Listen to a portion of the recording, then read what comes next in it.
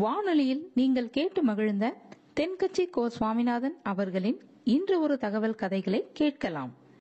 ஒரு காலத்துல பிரஷ்யா அப்படின்னு ஒரு தேசம் இருந்தது. இப்போ ஜெர்மனி இருக்குல்ல, இதோட பெரும்பகுதி ஒரு காலத்துல பிரஷ்யாங்கிற பேர்ல இருந்தது. அப்போ அதுக்கு அரசரா இருந்தவர் மகா ஃப்ரெடரிக், அதாவது ஃப்ரெடரிக் தி கிரேட் அப்படின்னு சொல்லுவாங்க. அந்த ராஜாவுக்கு ஒரு சந்தேகம், நாம பல வகையான வரிகளை விதிச்சு வசூல் பண்றோம், அப்படி பண்ணி வருமானம் குறைஞ்சிக்கிட்டே போகுதே, இதுக்கு என்ன காரணமா இருக்கும்? இதுதான் அவருக்கு ஏற்பட்ட சந்தேகம். ஒரு சமயம் அந்த அரசர் தம்முடைய அமைச்சர்களையும் பிரபுக்களையும் தளபதிகளையும் கூப்பிட்டு ஒரு விருந்து வச்சார்.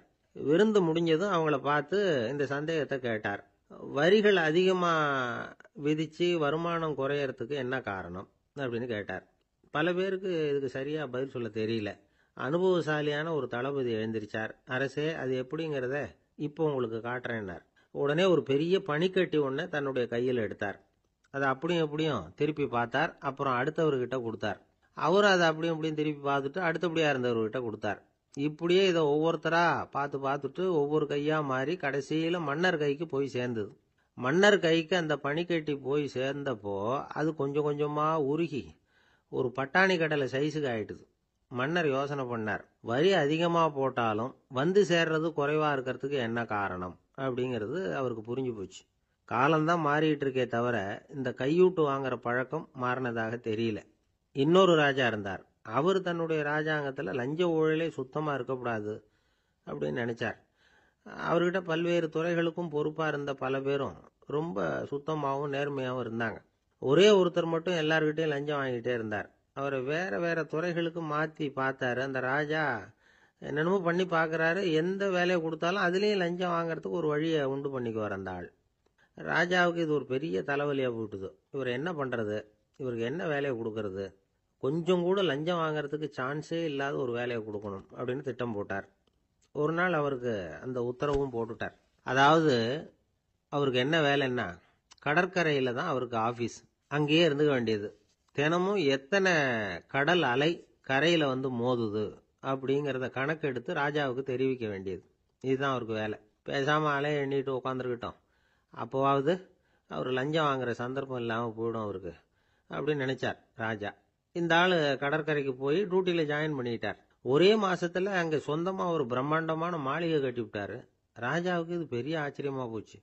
அலையை என்ற வேலையில் அந்த ஆள் எப்படி பணம் சம்பாதிச்சார் அப்படின்னு விசாரிச்சு பார்த்தார் அக்கம் பக்கத்தில். அந்த ஆள் என்ன பண்ணியிருக்கிறாருன்னா, கடற்கரையில் போய் பொறுப்பு ஏற்றுக்கிட்ட உடனே அங்கே இருந்த மீனவர்கள்கிட்ட எல்லாம் இந்த கரையில் வந்து ஒரு நாளில் வந்து மோதுற அலைகள் எத்தனை அப்படின்னு கேட்டிருக்காரு. அது எப்படிங்க தெரியும்னு இருக்காங்க அவங்க. தினமும் அந்த எண்ணிக்கை தெரியணும். நம்ம ராஜாவுக்கு தினமும் அறிக்கை அனுப்பணும், டெய்லி ரிப்போர்ட்டு. தவறுனா நீங்கள் இந்த கடலில் போய் மீன் பிடிக்கிறதுக்கு ராஜாவோட அனுமதி கிடைக்காது அப்படின்னு இருக்காரு. உடனே மீனவர்களும் பயந்து போட்டாங்க. கடலுக்கு போகிறதுக்கு அனுமதி இல்லைன்னா பட்டினி கிடக்கிறது மாதிரி ஆயிடுமே. மெதுவாக அந்த ஆளுகிட்ட போனாங்க. காதோட காதா சொன்னாங்க, ஐயா, எங்களால் வந்து கடல் அலையை வந்து எண்ண முடியாது.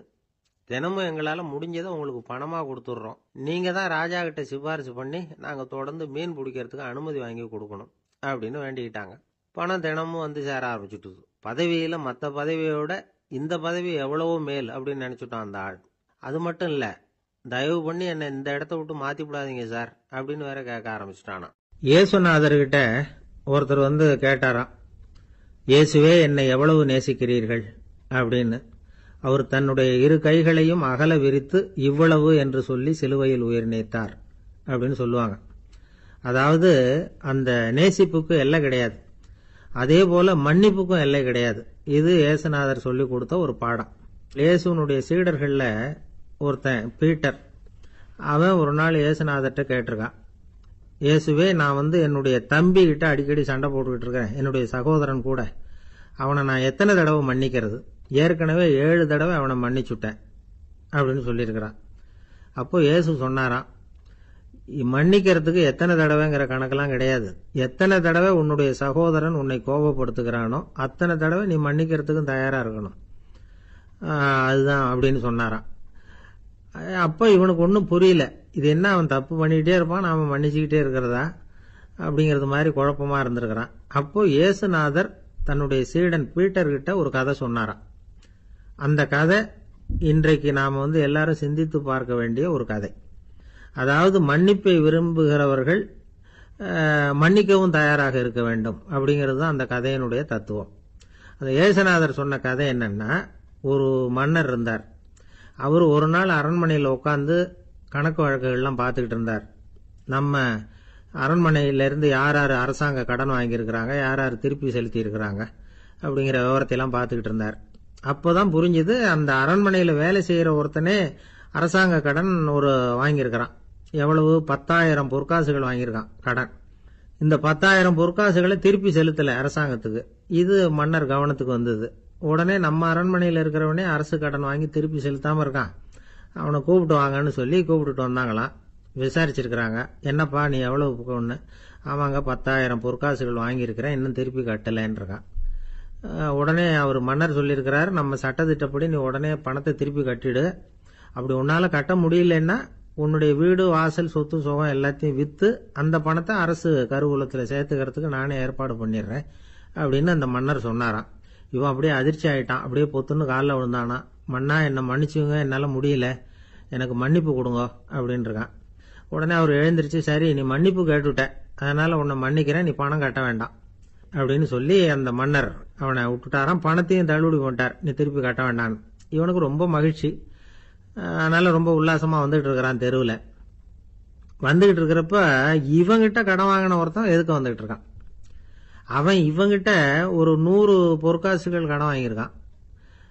அவன் வந்தான். இவன் போய் அவன் சாட்டையா பிடிச்சிக்கிட்டான், நீ எப்படா என் கடனை திருப்பி கொடுக்க போறேன்னு. அவன் இப்போ முடியல, கொஞ்சம் பொறுத்துக்கா, அப்புறம் தாரேன் இருக்கான். அதெல்லாம் முடியாது, நீ கொடுத்து தான் ஆகணும் அப்படின்னு இவன் புடிவமா சொல்றான். இப்போ நிலைமையை பாருங்க, இவன் ஏற்கனவே இவன் 10,000 பொற்காசுகள் அரசாங்கத்தில் கடன் வாங்கினா அதுக்கு மன்னிச்சு விட்டுட்டார் இவனை.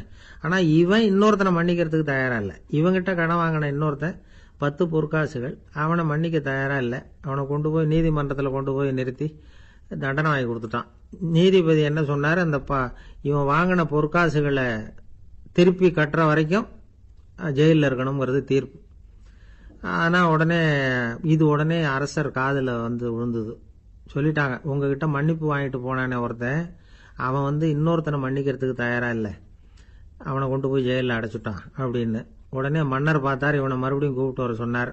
தபாரப்பா, நான் உன்னை மன்னிச்சு விட்டேன், ஆனால் நீ இன்னொருத்தனை மன்னிக்கிறதுக்கு தயாரா இல்லை, அதனால என்னுடைய தீர்ப்பையும் மாத்துறேன், நீயும் அரசு கடன் தீர்ற வரைக்கும் ஜெயிலில் தான் இருக்கணும் அப்படின்னு சொல்லி ஜெயிலுக்கு அனுப்பிச்சிட்டாராம்.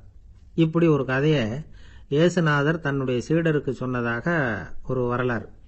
அது என்ன, அதிலிருந்து நாம புரிந்து கொள்ள வேண்டியதுன்னா, நாம மன்னிக்கப்படணும்னு நாம விரும்புறோம்னா நாம இன்னொருத்தரை மன்னிக்கிறதுக்கு தயாரா இருக்கணும். அதனால நாம இன்னொருத்தரை யாரையும் மன்னிக்க மாட்டோம், ஆனா என்ன இன்னொருத்தர் மன்னிக்கணும் அப்படிங்கிறது மாதிரி செய்யக்கூடாதுன்னு சொல்லுவாங்க. அது மாதிரி நாம இப்ப இது தப்பா புரிஞ்சுக்கிறவங்களும் இருக்கிறாங்க. பாவம் மன்னிப்புங்கிறதுலாம் எதுக்குன்னா, அதாவது மறுபடியும் பாவம் செய்யாம இருக்கிறதுக்காக தான். அதான் மன்னிக்கிறாரே அப்படிங்கிறதுக்காக மறுபடியும் பாவம் பண்ணிட்டு இருக்கிறது இல்லை. அதான் ஒருத்தர் கேட்டாராம், பாவத்திலிருந்து மன்னிப்பு கிடைக்கணும்னா நீ என்ன செய்யணும் அப்படின்னு கேட்டிருக்காரு. அதுக்கு அவன் சொல்லியிருக்கிறான், நான் முதல்ல பாவம் செய்யணும், அப்போதானே மன்னிப்பு கிடைக்கும் அப்படின்னு நானா. இப்படிப்பட்டவர்கள் தான் இன்னைக்கு உலகத்தில் அதிகமாக இருக்கிறாங்க. அதனால இந்த மன்னிப்பின் மகத்துவம்ங்கிறது இயேசுநாதர்கிட்ட தான் நாம புரிஞ்சுக்கணும். அந்த இயேசு சொன்ன அந்த மன்னிக்கிற மனோபாவம் இருந்தால் இன்னைக்கு உலகம் பூராவும் அமைதி பூங்காவாக இருக்கும். அதில் ஒன்றும் ஆச்சரியமே இல்லை, அதில் ஒன்றும் சந்தேகமும் இல்லை. அதனால மன்னிக்கிற மனோபாவத்தை நாம எல்லாரும் நமக்குள்ளே வளர்த்து கொள்ள வேண்டும் அப்படிங்கிறது தான் நாம இன்றைக்கு எல்லோரும் சிந்தித்து பார்க்க வேண்டிய ஒரு செய்தி. ஒருத்தர் மனசுல நிம்மதி இல்லாம உட்கார்ந்திருந்தார். என்ன சார் விஷயம் அப்படின்னு விசாரிச்சேன். அகலக்கால் வச்சுட்டேன், அதுதான் அவதிப்படுறேன்னார். விவரமா சொல்லுங்கன்னு. வீடு கட்டணும்னு ஆரம்பிச்சேன், வேலை பாதியிலேயே நிக்குது, கையில பணம் இல்லை அப்படின்னார். இது மாதிரி ஆசாமிகள் பல பேரை நீங்க பார்த்துருக்கலாம். இவங்கெல்லாம் சுலபமா மன அழுத்தத்துக்கு ஆளாயிடுறாங்க. மன உளைச்சல், அதாவது ஸ்ட்ரெஸ் அப்படின்னு சொல்றோமே, அதுக்கு அடிப்படையான சில காரணங்கள் உண்டு. அதாவது மிகையாக திட்டமிடுதல் அப்படிங்கறதும் ஒரு முக்கியமான காரணம். நடைமுறை சாத்தியம் என்னங்கிறத மனசுல வச்சுக்கிட்டு எந்த திட்டத்தையும் தீட்டணும், அப்பதான் அது சரியா வரும்.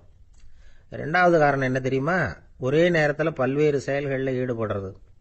தொலைபேசியில் பேசிக்கிட்டே கையில் இருக்கிற கடிதத்தை படிச்சுக்கிட்டே எதிரில் உட்காந்துக்கிட்டு இருக்கிறவருக்கும் அப்பப்போ பதில் சொல்லிக்கிட்டு மனசில் பல்வேறு சிந்தனைகளை அப்படியே ஓட விட்டுக்கிட்டு இருக்கிறது, இதுவும் மன அழுத்தத்தை உண்டாக்குது.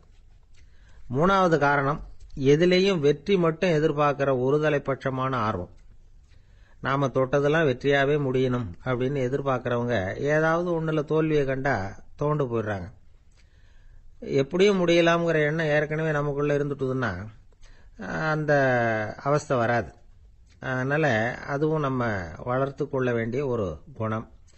மன உளைச்சல் ஏற்படுறதுக்கு இன்னொரு காரணம் எதையும் வேகமாக செஞ்சுடணும் அப்படிங்கிற துடிப்பு. அந்த துடிப்பே மனசை அழுத்த ஆரம்பிச்சிடும். எந்த ஒரு காரியத்திலையும் தாமதமோ இடையூறோ ஏற்பட்டால் அதை பொறுத்துக்கிற மனப்போக்கம் வேணும். அது இல்லாதவங்க அழுத்தத்துக்கு ஆளாயிடுறாங்க. சில பேர் வேலைன்னு எந்த நேரம் பார்த்தாலும் வேலையே கதின்னு கிடப்பாங்க. பொழுதுபோக்குக்கோ உடற்பயிற்சிக்கோ குடும்பத்தில் உள்ளவங்க அல்லது நண்பர்கள் கூட கலந்துரையாடவோ கொஞ்சம் கூட நேரம் ஒதுக்க மாட்டாங்க. இந்த சுபாவம் மன அழுத்தத்தை உண்டு பண்ணும். இதையெல்லாம் புரிஞ்சுக்கிட்டு அதிலிருந்து விடுபடுறது எப்படின்னு யோசிக்கணும். வல்லுநர்கள் இது தொடர்பாக சில யோசனைகளை சொல்லி வச்சிருக்கிறாங்க. அது என்னன்னா, வாழ்க்கைங்கிறது பிரச்சனைகளால் பின்னப்பட்ட ஒன்று.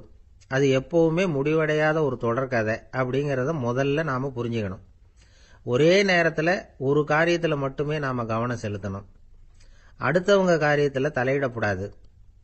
எதையும் பேச ஆரம்பிக்கிறதுக்கு முன்னாடி நம்மை நாமே கேட்டுக்க வேண்டிய கேள்வி 2. 1, நான் சொல்ல போகிறது ரொம்ப முக்கியமானதா?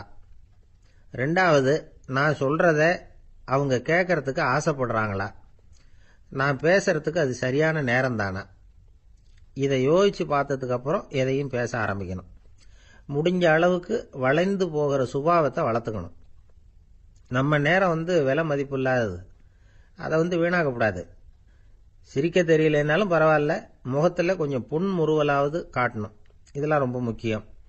அடுத்தவங்க ஏதாவது செஞ்சால் உடனே நன்றி சொல்ல மறக்கப்படாது. தினமும் கொஞ்சம் நேரத்தை தனிமையில் செலவு பண்ணணும்.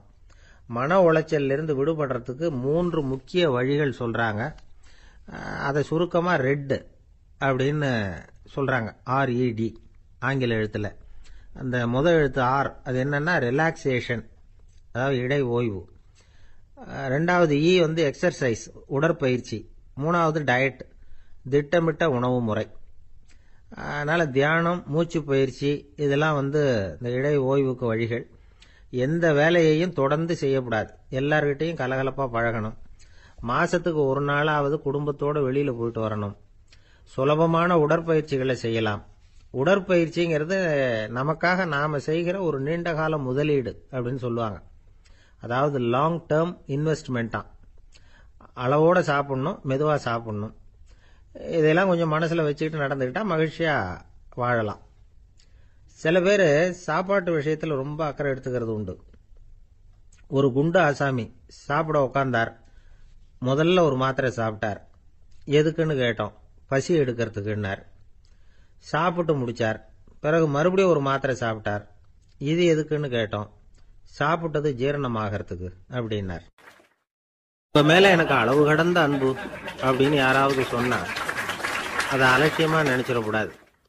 அது கொஞ்சம் சீரியஸான விஷயம். அளவுக்கு மிஞ்சினா எதுவுமே இடைஞ்சல் தானே. அன்பும் அப்படி தான். அன்பு அதிகமாக இருந்தால் அது எப்படி கெடுதல் பண்ணும் அப்படிங்கிற சந்தேகம் உங்களுக்கு வரலாம். தசரதன் கதை என்னாச்சு? கைகேயி மேலே வச்சு அளவு கடந்த அன்பு. ராமன் காட்டுக்கு போறாப்புல ஆயிட்டுதுல்ல. தசரதன் எப்பேற்பட்ட அரசன். விஸ்வாமித்திரர் சொல்றார், என்ன மாதிரி முனிவர்களுக்கும் தேவர்களுக்கும் ஏதாவது கஷ்டம் வந்தா முதல்ல முருகன் கிட்ட போவோம், அப்புறம் பரமசிவனை போய் பார்ப்போம், அதுக்கப்புறம் திருமால் கிட்ட போவோம், அப்புறம் பிரம்மன் இந்திரன் இவங்களெல்லாம் போய் பார்ப்போம். இவங்களால எல்லாம் முடியலன்னா கடைசியில் அயோத்திக்கு வருவோங்கிறார். உன்னை விட்டா வேற கதி உண்டோ அப்படின்னு தசரதனை பார்த்து விஸ்வாமித்திரரே சொல்றார். அப்பேற்பட்ட அரசன் தசரதன் கைகேயி காலில் விழறான். உன் பாதங்களை தொட்டு கெஞ்சி கேட்டுக்கிறேன், ராமனை காட்டுக்கு அனுப்பாதேங்கிறான். தசரதனுடைய இந்த நிலைமைக்கு என்ன காரணம்? அவன் கைகேயி மேலே வச்ச அளவு கடந்த அன்பு தான் காரணம். இப்போ சொல்லுங்க, அன்பா இருந்தாலும் அது அளவுக்கு மீறி போனால் கெடுதல் பண்ணுமா பண்ணாதா? அது மட்டும் இல்லை, அளவு கடந்த அன்பு நீதிக்கும் நியாயத்துக்கும் புறம்பான காரியங்களையும் செய்ய வச்சிரும். தசரதன் மிகச்சிறந்த நீதிமான். தர்மத்துக்கு விரோதமாக ஒரு காரியமும் செய்யாதவன். அப்பேற்பட்டவன் தன்னுடைய மனைவியை பார்த்து என்ன சொல்றான் தெரியுமா? உனக்காக நான் என்ன செய்யணும் சொல்லு, செய்கிறேன். ஒரு குற்றமும் செய்யாத ஒருத்தனை கொல்லணுமா கொல்றேன். மரண தண்டனை விதிக்கப்பட்ட ஒருத்தனை விடுதலை செய்ய சொல்றியா செய்கிறேன். எந்த பிச்சைக்காரனையாவது கோடீஸ்வரனாக சொல்றியா ஆக்குறேன். அல்லது கோடீஸ்வரனை பிச்சைக்காரன் ஆக்கணுமா ஆக்குறேன் அப்படிங்கிறான். நீதிக்கு விரோதமான இந்த பாவங்களை செய்யறதுக்கு அப்பேற்பட்ட அரசன் எப்படி துணிஞ்சான்? மனைவி பேரில் வச்ச அளவு கடந்த அன்பு தான் காரணம். திரிசூலம், வஜ்ராயுதம், வாள் இதுகளால் தாக்கப்பட்டா கூட அதையெல்லாம் கொஞ்சம் கூட லட்சியம் பண்ணாத ஒருத்தன் காமதேவனுடைய மலர் அம்புகள் தாக்குனா அதை அவனால் தாக்கு பிடிக்க முடியல, விழுந்துடுறான். காமதேவனுக்குள்ள மகிமையே அதுதாங்கிறார் துளசிதாசர். அதனால தான் பெரியவங்கள்லாம் என்ன சொல்கிறாங்கன்னா, எதையும் அளவுக்கு மீறி செய்யாதேங்கிறாங்க. அப்பா, அம்மா, மனைவி, மக்கள் எல்லார் பேர்லேயும் அன்பு அவசியம்தான். ஆனால் அந்த அன்பு அறிவுக்கு புறம்பாக இருக்கக்கூடாது, அளவுக்கு மீறி இருக்கக்கூடாது. அப்போ தான் வாழ்க்கை சுகமாக இருக்கும். இல்லைன்னா அவஸ்தை தான். அளவுக்கு மீறின அன்புங்கிறது புரியுது, அது சரி. அறிவுக்கு புறம்பான அன்புங்கிறது எப்படி? ஒரு தாய்க்கு ஜலதோஷம் அல்லது ஏதோ ஒரு தொற்று நோயின்னு வச்சுங்களேன். அந்த அம்மாவுக்கு தன்னுடைய குழந்தை பேரில் அளவு கடந்த அன்பு. தனக்கு நோய் இருக்குது, அது அடுத்தவங்களுக்கு தொற்றக்கூடியது அப்படின்னு தெரிஞ்சிருந்தோம் அன்பை காட்டுறதுக்காக அந்த குழந்தைக்கு முத்தம் கொடுக்குறேன்னு தூக்கி வச்சுக்கிட்டு கொஞ்சம் ஆரம்பிச்சதுன்னு வச்சுக்கோங்க, அது நல்லா இருக்குமா? இதுதான் அறிவுக்கு புறம்பான அன்புங்கிறது. அது மாதிரி விலங்குகள்கிட்ட அன்பாயிருன்னு சொல்கிறோம். அதுக்காக புலிக்கு முத்தம் கொடுக்க முடியுமா? அப்படி கொடுத்தா அது அறிவுக்கு புறம்பான அன்பு. அதனால் அன்பு கூட அறிவுபூர்வமாக இருக்கணும் அப்படிங்கிறத இன்றைக்கி தகவல் மூலமாக நாம் புரிஞ்சுக்கணும். இந்த காலத்து காதலன் தன்னுடைய காதலிகிட்ட சொன்னானாம், இதை பாரு, உன் பேரில் எனக்கு அளவு கடந்த அன்பு, உனக்காக என்ன செய்யணும் சொல்லு, செய்கிறேன். நெருப்பில் நடக்கணுமா நடக்கிறேன், நீரில் குதிக்கணுமா குதிக்கிறேன், உயிரையே கொடுக்கணுமா கொடுக்குறேன் அப்படின்னா. சரி, வர்றேன் ஞாயிற்றுக்கிழமை சாயந்தரம் 6 மணிக்கு இதே இடத்துக்கு வாங்க அப்படின்னுது அந்த பொண்ணு. இவன் கொஞ்சம் யோசனை பண்ணி பார்த்துட்டு, அன்னைக்கு மழை பெய்யாமல் இருந்தால் வந்துடுறேன் அப்படின்னானா. ஒரு பள்ளிக்கூடம் வகுப்பு நடந்துக்கிட்டு இருக்கு. ஆசிரியர் பாடம் நடத்திக்கிட்டு இருக்கிறார். நடத்தி முடிச்ச உடனே கேட்டார், மாணவர்களே, இதுவரைக்கும் நான் நடத்தின பாடத்தில் உங்களுக்கு ஏதாவது சந்தேகம் இருக்கா அப்படின்னு கேட்டார். அப்புறம் ஒவ்வொருத்தராக கேட்டார். ஒரு மாணவன் எழுந்திருச்சான். சார், எனக்கு சந்தேகம் எதுவுமே இல்லைன்னா. ஏன்னு கேட்டார். ஏன்னா எனக்கு நீங்கள் நடத்தின பாடம் தெளிவாக புரிஞ்சுட்டுது, அதனால சந்தேகம் வரலன்னா. இன்னொரு மாணவன் எழுந்திருச்சான். சார், எனக்கும் சந்தேகம் எதுவும் இல்லைன்னா. ஏண்டான்னு கேட்டார். ஏன்னா எனக்கு நீங்கள் நடத்தின பாடம் எதுவுமே புரியல, அதனால சந்தேகம் வரல அப்படின்னா. இந்த இடத்துல நாம் கொஞ்சம் சிந்திச்சு பார்க்கணும். இந்த உலகத்தில் எல்லாம் புரிஞ்ச ஒருத்தனுக்கும் சந்தேகம் வராது, எதுவுமே புரியாத ஒருத்தனுக்கும் சந்தேகம் வராது. அறகுறையாக புரிஞ்சுக்கிட்டவன் இருக்கான் பாருங்க, அவனுக்கு தான் அடிக்கடி சந்தேகம் வரும். ஆக மாணவர்களை இந்த 3 வகையாக பிரிக்கலாம். அதே மாதிரி தான் மனிதர்களையும் 3 வகையாக பிரிக்கிறாங்க ஆன்மீகவாதிகள். ஒரு ஆன்மீக பெரியவர் என்ன சொல்றார் தெரியுமா? இந்த உலகத்தில் 3 வகையான மனிதர்கள் இருக்கிறாங்களாம். முதல் வகை எப்படி தெரியுமா? இவங்களுக்கு எதையும் தெரிஞ்சுக்கணுங்கிற அவசியமே கிடையாது. ஏன்னா அவங்களுக்கு எல்லாமும் தெரியும். இவங்க ஞானத்தின் முழு வடிவா இருக்கிற காரணத்தினால அவங்களுக்கு எந்த சந்தேகமும் இல்லை, எந்த கேள்விகளும் கிடையாது. இந்த நிலையில இருக்கிறவன் கிருஷ்ணன். எல்லாத்துக்கும் விட தெரிஞ்சுக்கிட்ட நிலையில அவன் விடையாக மாறிவிட்டான் அப்படின்னு சொல்லுவாங்க. 2வது நிலையில இருக்கிறவன் அர்ஜுனன். இவனுக்கு எப்போ பார்த்தாலும் கேள்விதான், சந்தேகம்தான். பதில் சொல்ல சொல்ல அவனுக்கு இருக்கிற சந்தேகமும் அதிகமாகிட்டே இருக்கும், குறையவே குறையாது. அர்ஜுனன் மாதிரி உள்ளவங்க எப்பவும் கேள்வி கேட்டுக்கிட்டே இருப்பாங்க. ஒரு கேள்விக்கு விடை கிடைச்சுட்டுன்னு வைங்க, உடனே இன்னொரு கேள்வி அவங்க கிட்ட இருந்து வரும். கிருஷ்ணனுடைய நிலை எப்படின்னா அது கேள்விகளே அற்ற ஒரு நிலை. அர்ஜுனனுடைய நிலை எப்படின்னா அது கேள்விகளை தவிர வேறு எதுவும் அற்ற ஒரு நிலை. இவங்களை தவிர இன்னொரு ஆள் இருக்கிறான், அவனுக்கும் கேள்விகள் அற்ற ஒரு நிலை தான். அவன் யாருன்னா துரியோதனன். இவனுக்கு தெரிஞ்சுக்கணுங்கிற எண்ணமே சுத்தமா கிடையாது. ஆவலே இல்லைங்கிறதுனால அதை புரிஞ்சுக்கணுங்கிற அவசியமும் இல்லை. அதனால அவனுக்கு கேள்விகள் அற்ற ஒரு நிலையில அவன் இருந்துகிட்டு இருக்கிறான். எல்லா பதிலும் தெரிந்து கொண்ட நிலையில கிருஷ்ணனும் கேள்விகள் அற்ற நிலையில இருக்கிறான். தெரிஞ்சுக்கணுங்கிற ஆவலே இல்லாத துரியோதனனும் கேள்விகள் அற்ற நிலையிலே இருக்கிறான். இப்படியும் இல்லாம அப்படியும் இல்லாம 2ம் கெட்ட நிலையில இருக்கிறானே, அவன் தான் அர்ஜுனன். அதனால பெரியவங்கள்லாம் என்ன சொல்றாங்கன்னா, இந்த உலகத்துல அர்ஜுனன்களா இருக்கிறவங்க ஒண்ணு துரியோதனனா மாறிடணும், இல்லைன்னா கிருஷ்ணனா மாறிடணும்.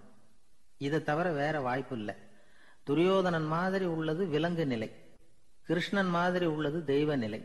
அர்ஜுனன் விலங்காவும் ஆக முடியல, தெய்வமாவும் ஆக முடியல. இப்படி 2ம் கெட்டானா இருக்கிற வரைக்கும் இந்த கேள்விகளும் பிரச்சனைகளும் இருந்துகிட்டே தான் இருக்கும். இதுதான் பெரியவர்கள் சொல்லுகிற அனுபவ உண்மை. ஒரு ஆசிரியர் ரொம்பவும் விரிவாக விளக்கமாக பாடம் நடத்தின பிறகு, மாணவர்களே ஏதாவது சந்தேகம் இருந்தால் கேளுங்கன்னாராம். ஒரு மாணவன் எழுந்திருச்சான். சார், எனக்கு ஒரு சந்தேகம்னா. என்னன்னு கேட்டார். இது வரைக்கும் என்ன பாடம் சார் நடத்துனீங்க அப்படின்னா அந்த பையன். இந்த உலகத்துல எத்தனை வகையான மனிதர்கள் இருக்கிறாங்க, ஒவ்வொரு மனிதனுமே ஒவ்வொரு வகை அப்படிங்கிறாங்க விஞ்ஞானிகள். மனிதர்களை 3 வகையா பிரிக்கலாம் அப்படின்னு சொல்றாங்க மெய்ஞானிகள். இவங்களை பத்திலாம் ஏற்கனவே நாம பேசியிருக்கிறோம். இப்போ டாக்டர் எட்வர்டு பேட்ச் அப்படிங்கிற நிபுணர் என்ன சொல்றாரு தெரியுமா? மனிதர்களை 7 வகையா பிரிக்கலாம்ங்கிறார். மனிதர்களின் மனநிலை அடிப்படையில் அவங்களை 7 விதமா வகைப்படுத்துறார் அவர். சரி, அது என்ன 7 வகை? முதல் வகை என்னன்னா, பயந்த குணம் உள்ளவங்க. சார் ரொம்ப பயந்த சுபாவம், வீட்டில் கூட வாயே திறக்க மாட்டார், சாப்பிட போறப்ப மட்டும்தான் கொஞ்சம் வாயை திறப்பார், அப்புறம் மூடிக்குவார் அப்படின்னு சில பேரை பற்றி நாம் பேசிக்கிறது உண்டு. இவங்கெல்லாம் இந்த வகை, அதாவது பயந்த குணம் உள்ளவர்கள் அப்படிங்கிற முதல் வகை. சரி, 2வது வகை என்னன்னா, சஞ்சலப்படுகிறவர்கள். எதுக்கு எடுத்தாலும் கலக்கம், குழப்பம், இப்படியே காலம் தள்ளிட்டு இருப்பாங்க. பல பேர் பார்த்துருப்பீங்க. அவங்கெல்லாம் இந்த வகை. 3வது வகை என்னன்னா, யதார்த்த உலகை மறந்து கற்பனை உலகத்திலேயே மிதக்கிறவங்க. இளைஞர்கள், கவிஞர்கள், இப்படி பல பேர் இருக்கிறாங்க. எப்போ பார்த்தாலும் கற்பனை உலகத்திலேயே மிதந்துக்கிட்டு இருப்பாங்க. கிட்டத்தில் போய் என்னங்க ஒரு மாதிரியா இருக்கிறீங்க அப்படின்னு கேட்டு பாருங்க, அவங்களெல்லாம் ஏதோ ஒரு அற்ப புழுவை பார்க்கறது மாதிரி அவங்கள பார்ப்பாங்க. அதுவும் அந்த வானத்து நிலாவை பாருங்கள், அது என்னை வா வான்னு கூப்பிடுது, எனக்கு சீக்கிரத்தில் ஒரு நாள் சிறகுகள் முளைக்கும், சிறகடித்து வானத்தில் பறந்து போவேன், அந்த செல்ல நிலாவை கொஞ்சிவிட்டு வருவேன், இப்படிலாம் பேசிக்கிட்டு இருப்பாங்க. கொஞ்சிறது அப்புறம் இருக்கட்டும், இப்போ கஞ்சிக்கு வழியே பாருப்பா அப்படின்னா அதை காதில் வாங்க மாட்டாங்க. நாம் ஏதோ இந்த உலகத்தை அனுபவிக்க தெரியாதவர்கள் மாதிரி நம்மளை அவங்க கவனிப்பாங்க. இப்படி ஒரு ரகம். 4வது வகை மனிதர்கள் எப்படின்னா, இவங்க தனிமை உணர்வு மிக்கவர்கள். இவங்க மற்றவங்களோட இயல்பாக நெருங்கி பழகிறதில்ல, தான் உண்டு தன்னுடைய வேலை உண்டுன்னு இருந்துட்டு போகிறவங்க. அடுத்த வீட்டில் இருக்கிறவர் யார் அப்படின்னு கேட்டால் கூட அடுத்த வீடுன்னு ஒன்று இருக்கா அப்படிங்கிறது மாதிரி நம்ம முகத்தை பார்ப்பாங்க. அவங்ககிட்ட மேற்கொண்டு நாம் என்னத்தை பேச முடியும்? இப்படி ஒரு வகை. 5வது வகை மனிதர்கள் எப்படின்னா, இவங்க மற்றவங்க செல்வாக்குக்கு உட்பட மறுப்பவர்கள். அடுத்தவங்களோட செல்வாக்குக்கு இவங்க ஆட்படுறதில்ல. நான் யார் தெரியுமான்னு கேட்டால் அதை தெரிஞ்சுட்டு எனக்கு என்ன ஆக போகுதும்பாங்க. இவங்கெல்லாம் அந்த ரகம். 6வது வகை மனிதர்கள் எப்பவும் எதுலேயும் பற்று இல்லாமல் இருக்கிறவங்க. இது ஒரு துறவு மனப்பான்மை. இயல்பாகவே சில பேர் இப்படி உண்டு, அவங்களுக்கு எதுலேயும் ஒரு ஈடுபாடு இருக்காது. அப்படிப்பட்டவங்கெல்லாம் 6வது வகை. 7வது வகை மனிதர்கள் மற்றவங்க கவலையை தன்னுடையதாக ஆக்கிக்கிட்டு கவலைப்படுறவங்க. இவங்கெல்லாம் மகாத்மாக்கள். தாம் வேறு அடுத்தவங்க வேறு அப்படிங்கிற எண்ணம் இவங்களுக்கு வர்றதில்லை. அதனால் அடுத்தவங்களுக்கு ஒரு துன்பம் வந்ததுன்னா இவங்களால சும்மா இருக்க முடியறதில்லை. ஆக கூடி இப்படி 7 விதமான மனிதர்களை அடையாளம் காட்டுறார் அந்த நிபுணர். இதில் நாம் எந்த வகையில் வர்றோம் அப்படிங்கிறத நாம தான் அடையாளம் கண்டுபிடிக்கணும். எனக்கு தெரிஞ்ச ஒரு மனிதர் உண்டு. அவர் ஒரு வித்தியாசமான வகை. எதையும் நடைமுறை சாத்தியமாக சிந்திக்கிறவர். எப்பவும் அடுத்தவங்களும் நல்லா இருக்கணும், நாமும் நல்லா இருக்கணும் அப்படின்னு ஆசைப்படுறவர். அவருக்கு ஒரு சமயம் திடீர்னு உடம்பு சுகம் இல்லாமல் போயிட்டுது. டாக்டர்கிட்ட போனார், பணம் கொடுத்தார், வைத்தியம் பார்த்துக்கிட்டார். அவர் எழுதி கொடுத்த மருந்து சீட்டை வாங்கினார். ஒரு மருந்து கடைக்கு போனார், பணம் கொடுத்தார், மருந்து வாங்கினார். அதை எடுத்துகிட்டு வீட்டுக்கு வந்தார். அதுக்கப்புறம் அந்த மருந்து அவர் சாப்பிடணும்ல, சாப்பிடவே இல்லை, அப்படியே சும்மா வச்சுட்டார். அவரை பார்த்து கேட்டேன், ஏன் சார் இப்படி பண்ணுறீங்க, வீண் செலவு தானே இது, நீங்கள் ஏன் டாக்டர்கிட்ட போய் பணம் செலவு பண்ணுனீங்கன்னு கேட்டேன். அவர் சொன்னார், டாக்டர் வாழணும் இல்லையா, அதனால தான் அப்படின்னார். சரி, அப்புறம் ஏன் மருந்து வாங்கினீங்க அப்படின்னு கேட்டேன். மருந்து கடைக்காரர் வாழணும் இல்லையா, அதனால தான் அப்படின்னார். சரி, அப்புறம் ஏன் வாங்கின மருந்து சாப்பிடாம வச்சுட்டீங்க அப்படின்னதுக்கு, நான் வாழணும் இல்லையா அதனால தான் அப்படின்னார். இவர் வாழ்க்கையை புரிஞ்சுக்கிட்டவர்.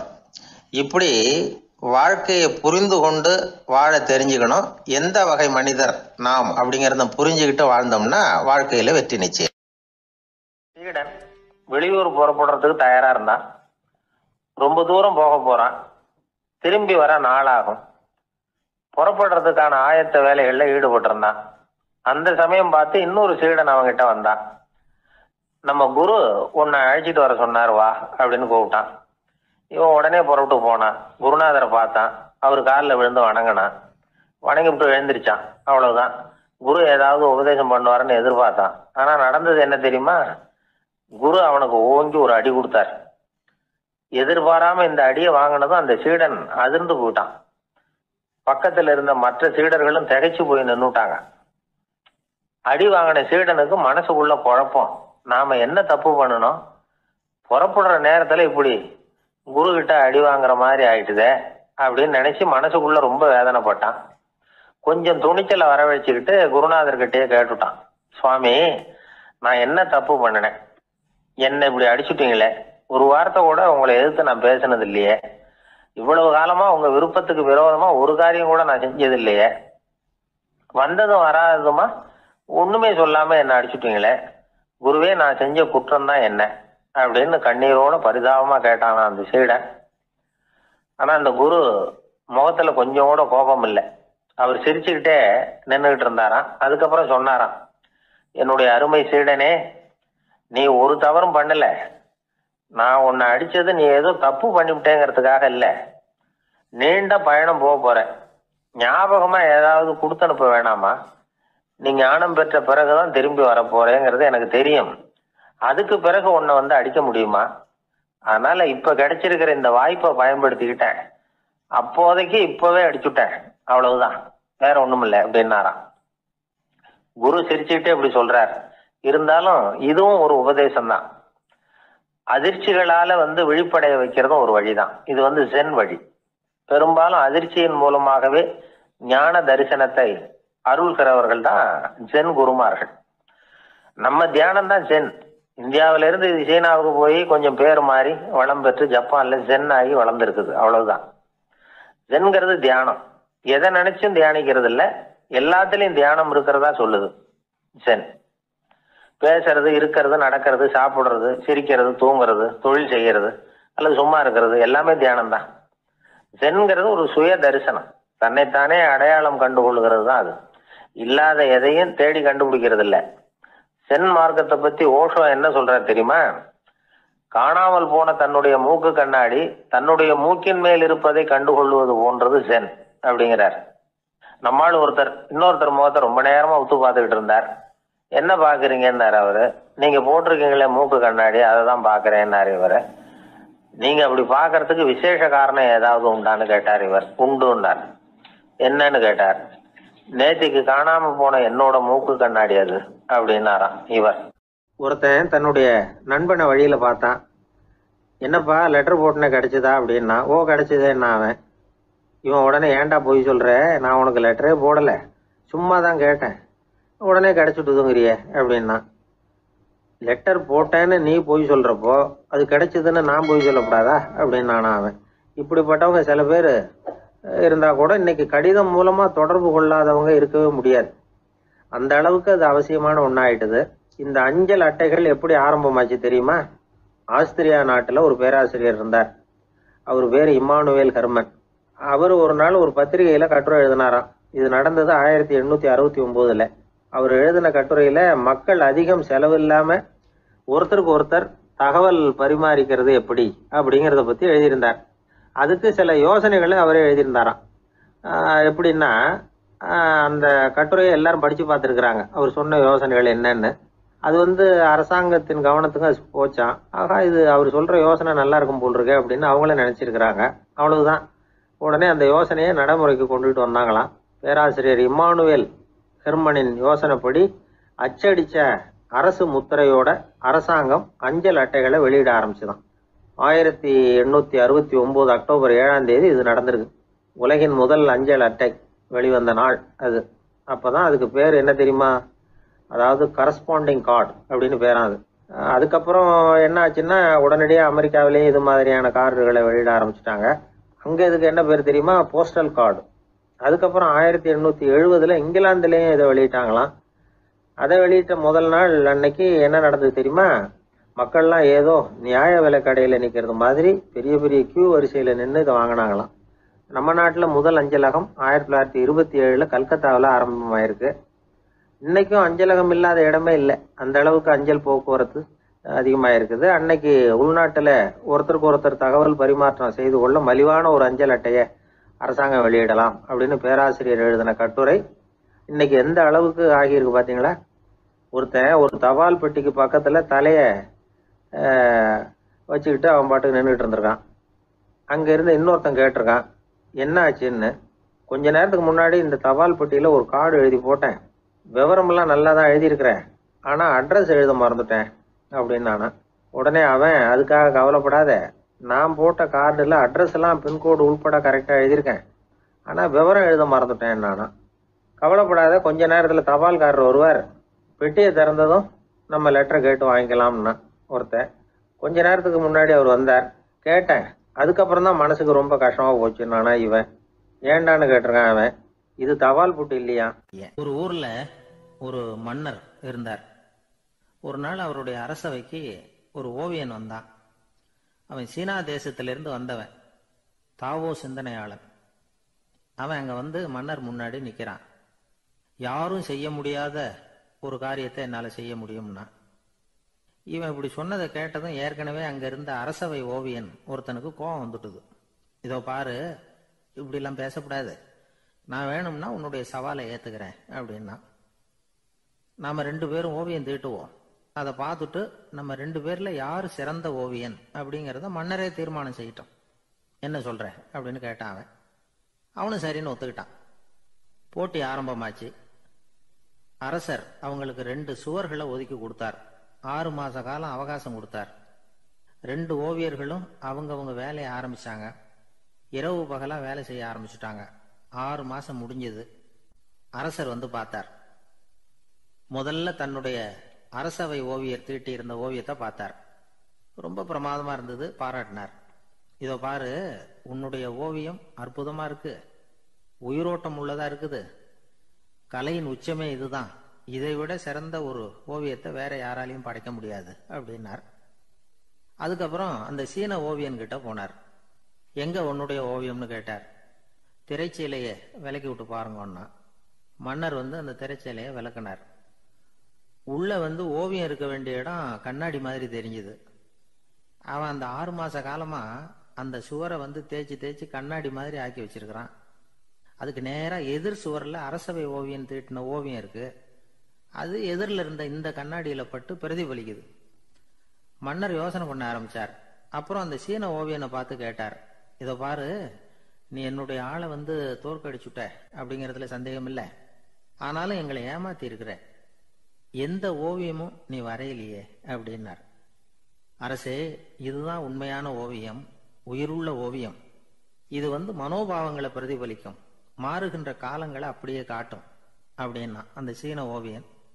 கையால வரைகிற ஓவியங்கள்ல சலனம் இல்லை, கண்ணாடி அப்படி கிடையாது, சக்தியின் ஓட்டம் அதுல எப்பவும் இருந்துகிட்டே இருக்கும், கண்ணாடி மட்டுமே ஜீவன் உள்ள ஓவியமா இருக்க முடியுங்கிறத அந்த சீன ஓவியன் தெரிஞ்சு வச்சிருந்தான். ஏன்னா அவன் ஒரு தாவோ சிந்தனையாளன். ஒவ்வொரு குழந்தையும் இந்த கண்ணாடியோட தான் பிறக்குது.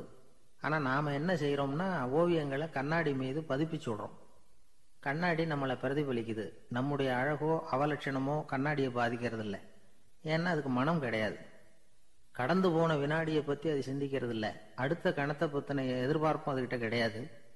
அதுதான் பற்றற்ற நிலை. மனிதனுக்கு தேவைப்படுறது அதுதான். கண்ணாடி கிட்ட இருந்து நாம வந்து கற்றுக்கொள்ள வேண்டிய பாடம் இது. வாழ்க்கையில வந்து மனிதர்களை நேசிக்கலாம், உலகின் அழகையெல்லாம் பிரதிபலிக்கலாம், ஆனா எதையும் பற்றி கொண்டு விடக்கூடாது அப்படிங்கிறது பெரியவர்கள் அறிவுரை.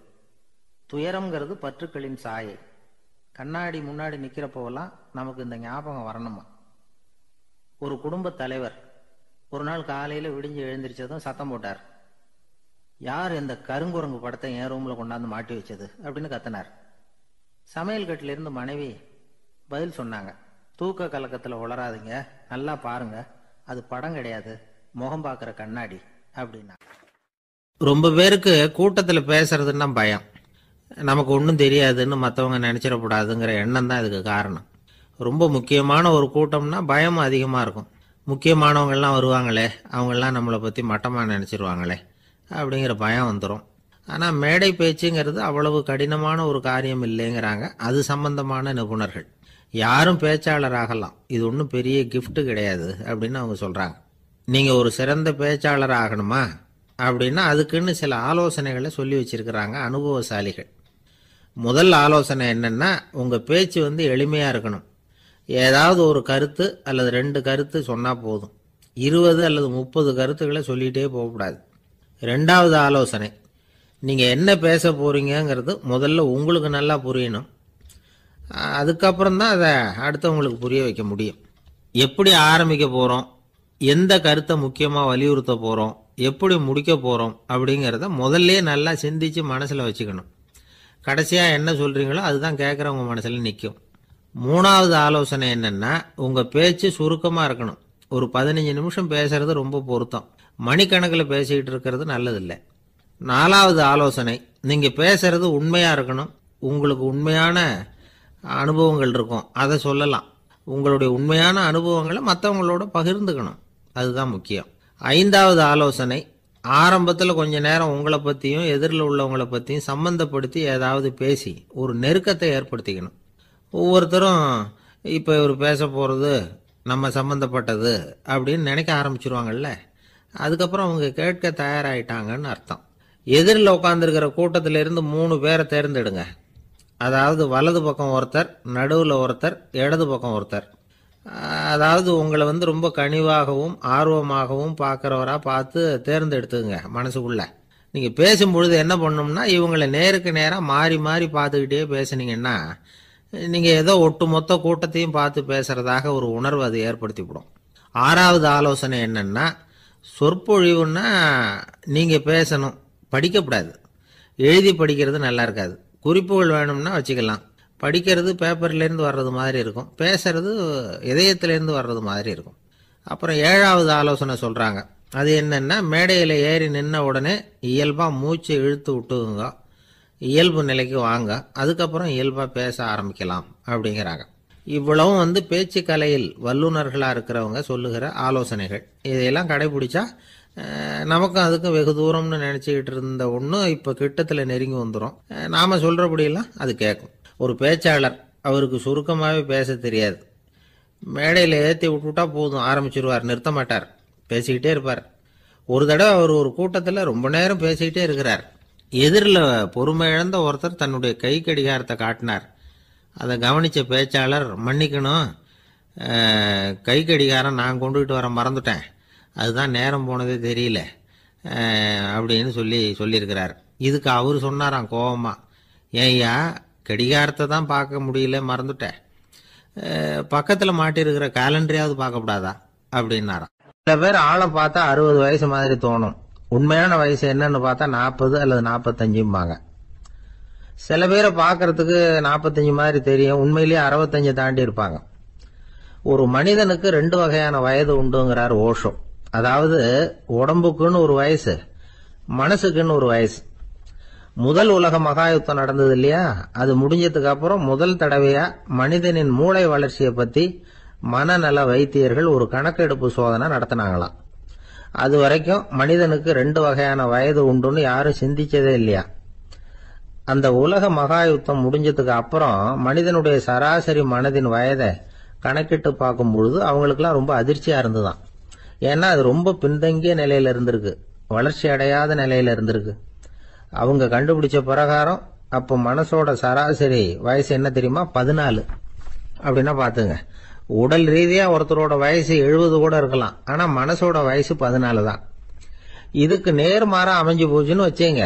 அதாவது ஒருத்தருக்கு உண்மையிலேயே 14 வயசு, அதாவது உடலோட வயசு 14, அவரோட மனசின் வயசு 70ன்னு வச்சுக்கோங்க. இப்படி அமைஞ்சுட்டுதுன்னா அவர் சீக்கிரம் ஞானத்தன்மை அடைஞ்சிருவார் அப்படின்னு அர்த்தம். இப்ப நமக்கெல்லாம் உடம்போட வயசு மனசோட வயசு ரெண்டும் ஒன்னா இருந்துட்டா அதுவே போதும், அதுவே பெரிய விஷயம். இப்ப எமர்சன் கிட்ட போய் ஒருத்தர் கேட்டாராம், உங்க வயசு என்ன அப்படின்னு. அவர் உடனே பதில் சொல்லியிருக்கார், 360 வருஷம் அப்படின்னாராம். கேட்டவர் குழம்பி போயிட்டார். அவர் என்ன சொல்றாரு, 360 வயசா, என்ன நம்ம காதல தான் சரியா விழலையா? எமர்சன் எப்பவும் உண்மையை பேசுற ஒரு சிறந்த அறிவாளி, அவர் இப்படிலாம் பொய் சொல்ல மாட்டாரே அப்படின்னு ஒரு யோசனை பண்ணிக்கிட்டே இவர் மறுபடியும் அவர் கிட்ட போனாராம். ஐயா, நீங்க சொன்னது சரியா என் காதல விழல, அதனால மறுபடியும் கேட்கிறேன், உங்க வயசு என்ன அப்படின்னாராம். எமர்சன் மறுபடியும் சொல்லியிருக்கிறார், 360 வருஷம்னு.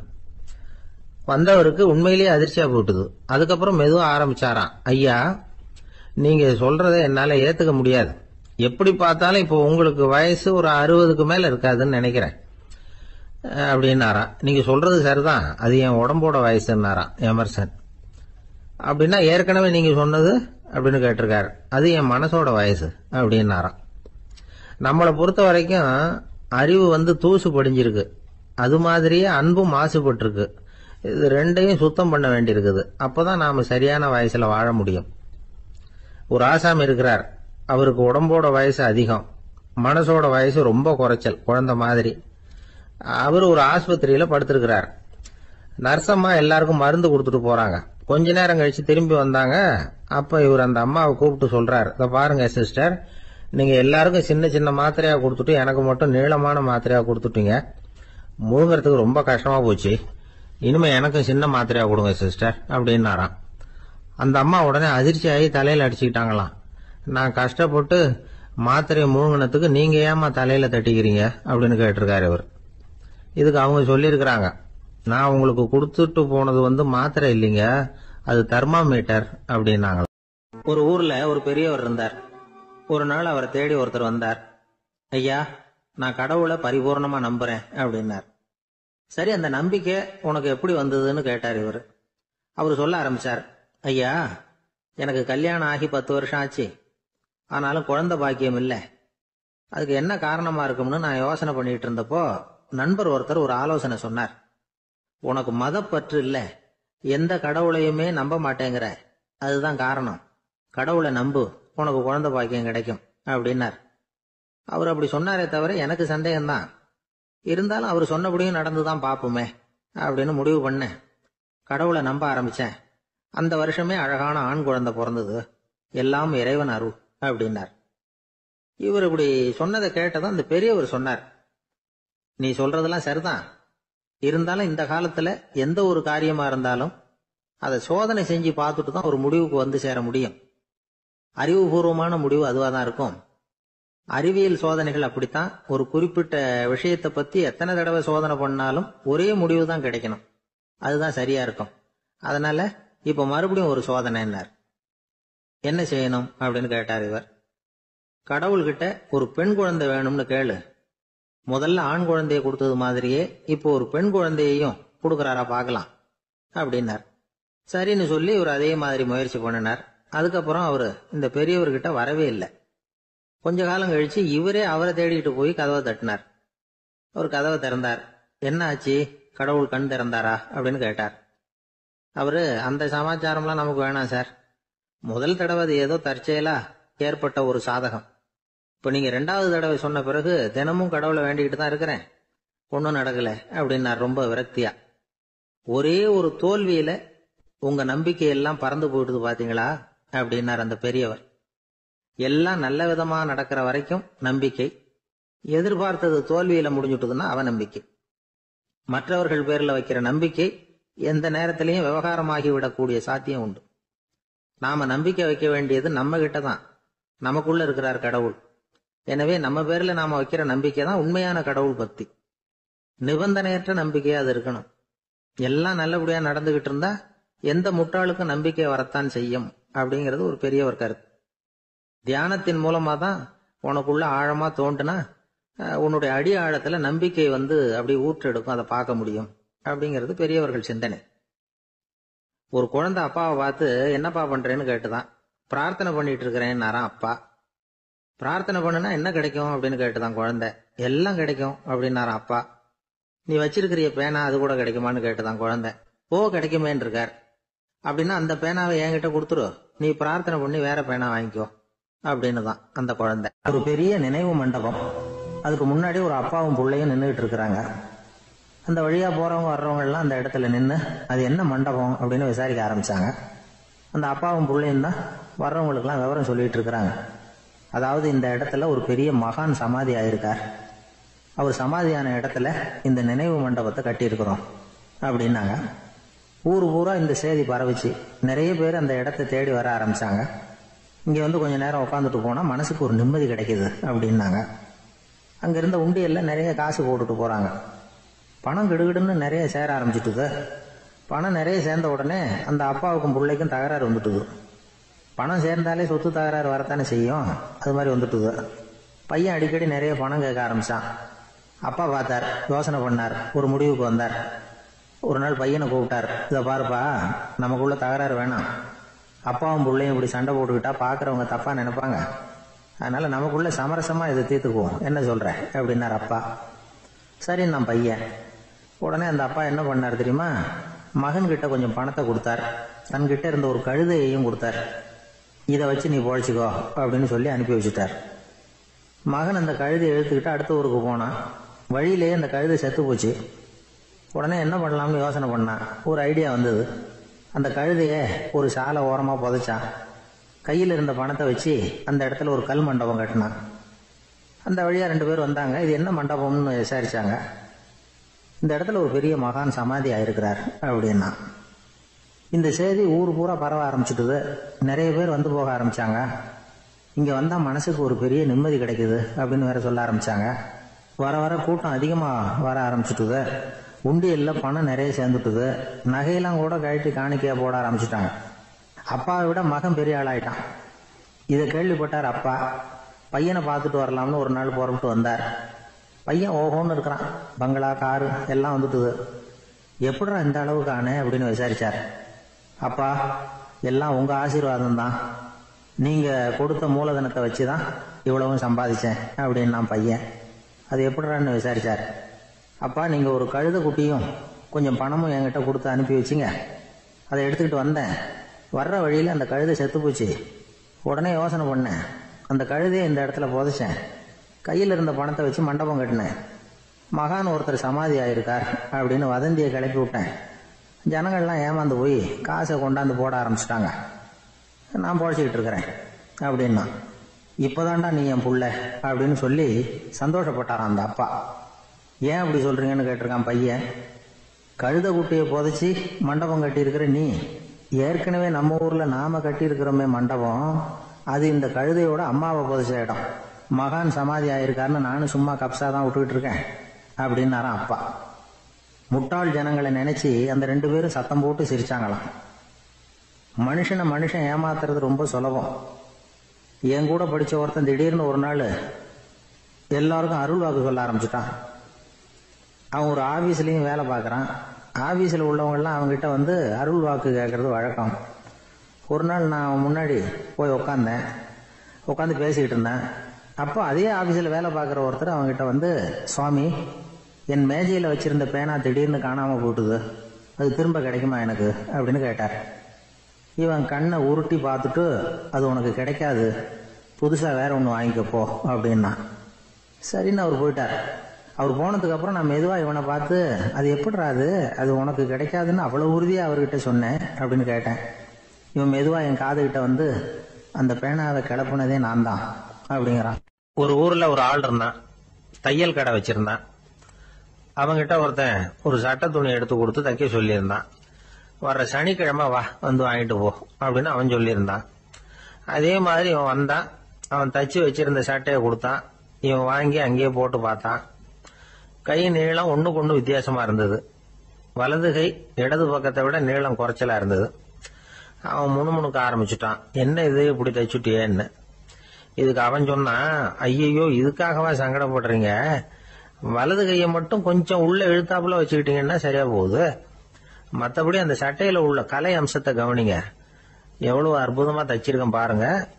ஒரு சின்ன குறைய இப்படி எல்லாம் பொருட்படுத்த வேண்டியதில்லை. நான் சொன்னது மாதிரி கையை கொஞ்சம் உள்ள இழுத்தது மாதிரி வச்சுக்கிட்டு நடந்து போங்க, ஜோரா இருக்கும் அப்படின்னா. அவனும் யோசிச்சு பார்த்தான். சரியான யோசனையா தான் தோணுச்சு. கொஞ்சம் முயற்சி பண்ணி வலது கையை கொஞ்சம் உள்ள இழுத்து சட்டை சரியா இருக்கிறது மாதிரி பண்ணிட்டான். இப்ப மறுபடியும் ஒரு பிரச்சனை. வலது கையை உள்ள இழுத்த மாதிரி அப்படியே வச்சுக்கிட்டதும் முதுகு பக்கம் கொஞ்சம் துணி தளர்த்தியா தொங்குறது மாதிரி தெரிஞ்சது. என்ன இது, முதுகு பக்கம் துணி குவிஞ்சுட்டுதே, தொங்குதே அப்படின்னா மறுபடியும், அடடா, இதுக்காகவா கவலைப்படுறீங்க? உடம்ப அதுக்கு தகுந்த மாதிரி கொஞ்சம் வளைச்சிக்கிட்டா சரியா போடுது. இதுக்காக அந்த அழகான தையலை பிரிச்சு அதுல உள்ள கலை அம்சத்தை கெடுக்கிறதுக்கு என் மனசு இடம் தரல. எவ்வளவுக்கு தளர்த்தியா இருக்கோ அவ்வளவுக்கு கொஞ்சம் உடம்ப வளைச்சி அப்படி குனிஞ்சது மாதிரி போங்க போதும் அப்படின்னா. அதுவும் நல்ல யோசனையாக தான் பட்டுது இவனுக்கு. சரின்னு சொல்லிவிட்டு புறப்பட்டான். தெருவில் இறங்கினா, கையை கொஞ்சம் உள்ள இழுத்தான், உடம்ப கொஞ்சம் முன்னால வளைச்சான், சட்டைக்கு தகுந்த மாதிரி உடம்ப பண்ணிக்கிட்டான், மெதுவா நடந்து போறான். இப்போ எதிரில் இன்னொருத்தன் வரான். இவனை பாக்குறான், இவன் போட்டிருக்கிற சட்டையை பாக்குறான். ஆஹா அற்புதம்ங்கிறான். சும்மா சொல்லக்கூடாது, ரொம்ப நல்லா இருக்கு, நிச்சயமா இது இந்த ஊர் மேல தெருவில் இருக்கிற ஒருத்தன் இருக்கானே, அவன் தச்சதா தான் இருக்கணும் அப்படின்னா. இதை கேட்டதான் அவனுக்கு ஆச்சரியம். எப்படி அவ்வளவு கரெக்டா கண்டுபிடிச்சிங்க அப்படின்னு கேட்டிருக்கான். இதுக்கு அந்த வழிபோகன்னு சொன்னானா, அவன் ரொம்ப கெட்டிக்காரன், உங்களை மாதிரி உடம்பும் கையும் வளைஞ்சு போன ஒரு ஆசாமிக்கு அவனை தவிர வேற யாராலேயும் இவ்வளவு பொருத்தமான ஒரு சட்டையை தைக்க முடியாது அப்படின்னானா. பாருங்க, அவனுக்காக இவன் அனுசரிக்க போய் இவனோட நிலைமை எப்படி ஆயிடுது பாருங்க. இதே மாதிரிதான் சில சடங்குகளும் சம்பிரதாயங்களும் நம்மளை கோமாளி ஆக்கி விட்டுரும். எதுவா இருந்தாலும் அதுல அறிவுபூர்வமான அணுகுமுறை அவசியம். ஒரு நர்ஸ் அவசரமா ஓடி டாக்டர் கிட்ட சொல்லிச்சான், டாக்டர் ஒரு தப்பு நடந்து போச்சு, 10ஆம் நம்பர் பெட்ல இருக்கிற பேஷண்ட்டுக்கு காலில் ஆபரேஷன் பண்றதுக்கு பதிலாக கையில ஆபரேஷன் பண்ணி விட்டீங்க. கை ஆபரேஷன் பண்ணிக்க வேண்டிய ஆள் 7ஆம் நம்பர் பெட்ல இருக்கார் அப்படின்னு தான். அதுக்கு ஒரு பதட்டப்படாம சொன்னாராம், பரவாயில்ல இவரை தூக்கி 7ஆம் நம்பர் பெட்ல போட்டுரு அப்படின்னு. ஒருத்தர் ஓடி வந்தார், இன்னொருத்தரை பார்த்து, சார் உங்க சைக்கிளை ஒரு நாள் இரவல் கொடுங்களேன், பக்கத்து ஊருக்கு போயிட்டு வர வேண்டியிருக்கு அப்படின்னார். இவர் சைக்கிளை கொடுத்து பத்திரமா கொண்டுட்டு போங்கன்னார். சார் இதை பத்திரமா கொண்டு போறேன், கவலையே வேணாம், ஏன்னா இது உங்களோட சைக்கிள் அப்படின்னு நான் நினைக்கல, என்னோட சைக்கிளா நினைக்கிறேன் அப்படின்னார். அதுக்கப்புறம் தான் இவருக்கு உண்மையாவே பயம் வந்துட்டுது. ஏன்னா அவர் சொன்னது மாதிரி அதை தன்னோட சைக்கிளாவே நினைச்சு தள்ளிட்டு போட்டா என்ன பண்றது? எது எதை நம்முடையதா நினைக்கணுங்கிறதுக்கு ஒரு வரையறை இருக்கு. சில பேர் ஆபீஸையே வீடா நினைச்சு விடுறது உண்டு. அப்படிப்பட்டவங்க கூட வீட்டை ஆபீஸா நினைக்கிறது இல்லை. ஏன்னா வீட்டுல இவர் ஆபீசரா நடந்துக்க முடியறதில்ல. இதெல்லாம் ஒரு பக்கம் இருக்கட்டும், இப்ப விஷயத்துக்கு வருவோம். பொறியியல் மேதை டாக்டர் விஸ்வேஸ்வரய்யா இருந்தார் இல்லையா, பாரத ரத்னா விருதெல்லாம் கொடுத்தாங்களே. ஆபீஸ் வேலை வேற, சொந்த வேலை வேற அப்படிங்கறதுக்கு ஒரு உதாரணமா இருந்தவர் அவர். மைசூர் மகாராஜா கிட்ட திவானா இருந்தார். அவர் ஒரு நாள் அரசாங்க வேலை காரணமா வெளியூர் போயிருந்தார். ஹாசன்கிற ஊருக்கு பக்கத்துல ஒரு பயண மாளிகை, அங்க தங்கிவிட்டார். ராத்திரி அங்க தங்கி இருந்துட்டு விடிஞ்சதும் ஊருக்கு திரும்புறதாக திட்டம். ராத்திரி தூங்கறதுக்கு ரொம்ப நேரம் ஆயிட்டுது. ரொம்ப நேரம் வரைக்கும் அரசாங்க சம்பந்தப்பட்ட வேலைகளையே பார்த்துக்கிட்டு இருக்கிறார். அரசாங்க ஃபைல்கள் நிறைய இருந்தது. அதையெல்லாம் ஒவ்வொன்றா எடுத்தார், படிச்சு பார்த்தார், பரிசீலனை பண்ணார், அதில் எழுத வேண்டியதை எழுதினார், கையெழுத்து போட்டார். ஒரு வழியா அந்த வேலையெல்லாம் முடிஞ்சது. அதுக்கப்புறம் என்ன பண்ணார்னா, தன்னுடைய சூட்கேஸை திறந்தார். அதிலிருந்து 2 மெழுகுவத்தியை எடுத்து கொளுத்தி வச்சார். அந்த பயண மாளிகையில அது வரைக்கும் எரிஞ்சுக்கிட்டு இருந்த மின்சார விளக்குகளை அணைச்சுட்டார். அதுக்கு பிறகு அந்த மெழுகுவத்தி வெளிச்சத்துல சில புத்தகங்களை தொடர்ந்து படிக்க ஆரம்பிச்சிட்டார். அந்த பயண மாளிகையில பணியாளரா இருந்தவர் இதை பார்த்துட்டு ஓடி வந்தார். மறுபடியும் மின் விளக்கு போடுறதுக்காக போனார். விஸ்வேஸ்வரய்யா அதை பார்த்துட்டு போட வேணாம்ட்டாராம். இதுவரைக்கும் நான் அரசாங்க அலுவல்களை கவனிச்சுக்கிட்டு இருந்தேன், அதனால மின் விளக்குகள் அப்ப எரிஞ்சதுல தப்பு இல்லை. இப்ப நான் புத்தகம் படிச்சுக்கிட்டு இருக்கேன், இது என்னுடைய சொந்த வேலை, இங்க இருக்கிற மின் விளக்கு அதுக்காக ஏன் எரியணும் அப்படின்னு கேட்டாராம். இப்ப இருக்கிற சில அரசு பணியாளர்கள் கிட்ட இந்த சம்பவத்தை பேச்சோட பேச்சா சொல்லி பார்த்தேன். அவங்களால இதை ஜீரணிக்கவே முடியல. நேர்மை தேவைதான் சார், அதுக்காக அவ்வளவு தூரத்துக்கு அது தேவையா அப்படிங்கிறாங்க. விஸ்வேஸ்வரய்யா அப்படி பண்ணினது தான் ஒரு நேர்மையாளர் அப்படின்னு இந்த உலகத்துக்கு நிரூபிக்கணுங்கிறதுக்காக இல்லை. தான் அப்படி நடந்து காட்டினா தன்னை சுத்தி இருக்கிறவங்களும் அதை கேள்விப்படுறவங்களும் முடிஞ்ச அளவுக்கு பொது வாழ்க்கையில அரசு பணியில நேர்மையை கடைபிடிக்க முயற்சி பண்ணலாமே அப்படிங்கிறதுக்காகத்தான். இப்பவும் சில பேர் இருக்கிறாங்க, இவங்க ஆபீஸ் வேற வீடு வேறன்னு நினைக்கிறது இல்ல, அவ்வளவு உரிமை. ஒருத்தர் அப்படிதான், அவருக்கு அவசரமா 5000 ரூபாய் தேவைப்பட்டது. ஆபீஸ் பணத்தை எடுத்துக்கிட்டார். அந்த நேரம் பார்த்து ஆடிட் வந்துட்டுது, ஆப்பிட்டுக்கிட்டார். விசாரணை நடக்குது. அவர் சொல்றார், சார் நான் நேரம் காலம் பார்க்காம ஆபீஸ்ல வேலை செய்வேன், ஏன்னா அதை என்னோட ஆபீஸா நினைக்கிறேன். அவசரத்துக்கு அந்த பணத்தை எடுத்தேன், மறுபடியும் வச்சுடலாம்னு தான் இருந்தேன், அதுக்குள்ள இப்படி ஆயிட்டுது. நீங்க என்ன நினைச்சாலும் சரி, நான் ஆபீஸ் வேற வீடு வேற அப்படின்னு நினைக்கிறது இல்ல, அது என்னோட சுபாவம் அப்படின்னார். விசாரணை பண்ணவர் தீர்ப்பு வழங்கினார். உங்க சுபாவத்துக்கு மதிப்பு கொடுத்து நானும் தீர்ப்பு வழங்குறேன். நீங்க கொஞ்ச நாள் ஜெயிலில் இருந்துட்டு வாங்க, அது உங்களுக்கு கஷ்டமா இருக்காதுன்னு நினைக்கிறேன். ஏன்னா அங்க போனாலும் நீங்க உங்க சுபாவப்படி வீடு வேற ஜெயில் வேறன்னு நினைக்க மாட்டீங்க அப்படின்னா. சில பேரை இப்படி சொல்றது உண்டு, அடுத்தவங்களை அனுசரித்து நடந்துக்க தெரியல, அவன் என்ன சார் மனுஷன் அப்படிம்பாங்க. சக மனிதர்களோட எப்படி பழகிறது அப்படின்னு தெரியாததுனாலேயே பல பேர் இன்னைக்கு சங்கடப்பட்டுக்கிட்டு இருக்கிறாங்க. வசதி வாய்ப்பெல்லாம் சரியா இருக்கும், ஆனால் வாழ்க்கை சரியா இருக்காது. இன்னொருத்தர்கிட்ட எப்படி பேசுறது பழகிறதுங்கிறது தெரியாததுனால தான் இந்த அவஸ்தை. சரி, இந்த அவஸ்தை இல்லாமல் வாழறது எப்படி? இதுக்கு அனுபவசாலிகள் சில வழிமுறைகளை சொல்றாங்க.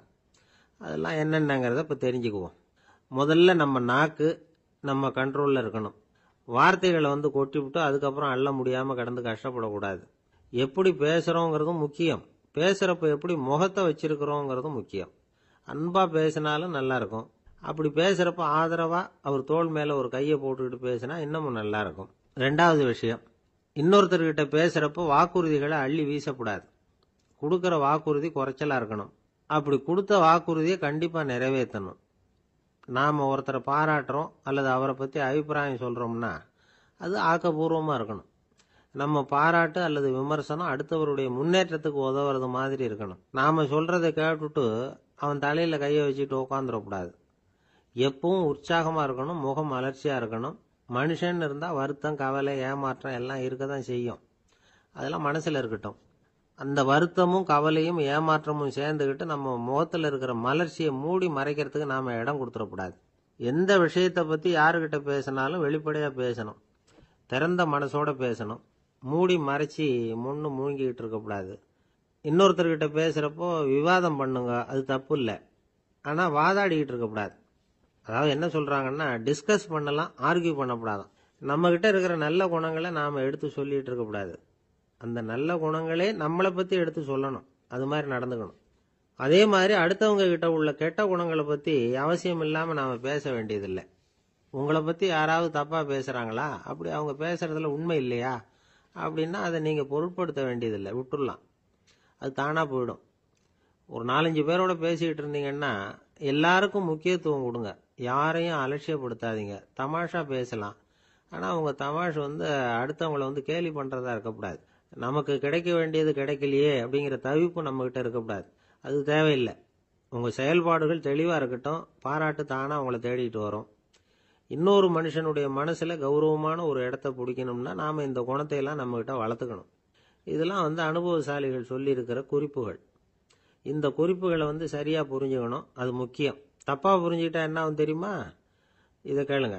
ஒருத்தர் வந்தார், சார் அடுத்தவங்க தோள் மேலே கையை போட்டுக்கிட்டு அன்பாக பேசணும்னு சொன்னீங்க, அப்படி தான் பேசினேன். அவர் முதுகை கூட தட்டி கொடுத்தேன், என் வேலை போயிட்டுது சார், வீட்டுக்கு அனுப்பிச்சிட்டாங்க அப்படின்னார். யாருக்கிட்ட அப்படி பேசுனீங்கன்னு கேட்டோம். என் முதலாளிகிட்ட சார் அப்படிங்கிறார் ரொம்ப சோகமாக. ஒரு சிகை அலங்கார கூடம், ரொம்ப சுறுசுறுப்பாக எல்லாரும் வேலை செஞ்சுக்கிட்டு இருக்கிறாங்க. முடிவெட்டிக்க வந்திருக்கிறவங்க நிறைய பேர், எல்லாரும் வரிசையாக உட்காந்துருக்கிறாங்க. அந்த சமயத்தில் திடீர்னு கதவை திறந்துக்கிட்டு ஒருத்தர் உள்ளே வர்றார். அவர் ஒரு பெரிய மனிதர், அவரும் முடிவெட்டிக்கிறதுக்காக தான் உள்ளே வந்திருக்கிறார். அவரை பார்த்த உடனே அங்கே வரிசையில் உட்காந்துருந்தவங்க எல்லாரும் எழுந்திரிச்சு அவர்கிட்ட வந்துட்டாங்க. அவரை சுற்றி நின்றுட்டாங்க. எப்படி இருக்கிறீங்க, நல்லா இருக்கீங்களா அப்படின்னு விசாரிக்க ஆரம்பிச்சுட்டாங்க. எல்லாம் முடிஞ்சதும் வந்தவர் கேட்டார், வரிசையில் கடைசியாக இருக்கிறவர் யார் அப்படின்னு கேட்டார். ஏன்னு கேட்டாங்க.